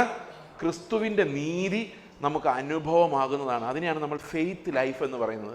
അല്ലാതെ എന്തെങ്കിലും കിട്ടും എന്നുള്ള വിശ്വാസമല്ല, അത് ഭയങ്കര ഭോഷത്വമാണ്.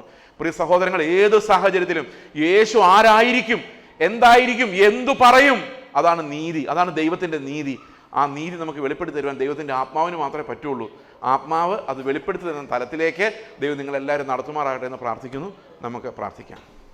ഞങ്ങളുടെ സ്വർഗസ്ഥ പിതാവേ, അങ്ങയുടെ പുത്രനിലൂടെ ഞങ്ങളെ രക്ഷിക്കുവാൻ, ഞങ്ങൾക്ക് പകരക്കാരനായി, ഞങ്ങളെല്ലാത്തിലും തോറ്റ് കർത്താവെ നാശത്തിലേക്കും നരകത്തിലേക്കും പോകേണ്ടിരുന്ന ഞങ്ങളെ രക്ഷിക്കുവാൻ സ്വന്തം പുത്രനെ കർത്താവെ ഞങ്ങൾക്ക് വേണ്ടി തകർത്ത് കളയുവാൻ, ഞങ്ങൾ അനുഭവിക്കേണ്ട പാപമരണത്തെ, ശാപമരണത്തെ ആ പുത്രനെ കൊണ്ട് കർത്താവെ അവിടുന്ന് വഹിപ്പിച്ചതിനാൽ, കർത്താവ് എന്നെ സ്വതന്ത്രനാക്കിയതിനാൽ, എന്നെ നീതിമാനെ എന്ന് വിളിച്ചതിനാൽ, എന്നെ മകനാക്കി മാറ്റിയതിനാൽ, അവകാശിയാക്കിയതിനാൽ, ആത്മാവിനെ തന്നതിനാൽ കർത്താവെ നന്ദിയോടെ അടിയനങ്ങെ സ്തുതിക്കുന്നു. കർത്താവായ യേശു ക്രിസ്തുവിൻ്റെ നാമത്തിൽ തന്നെ ആമേൻ.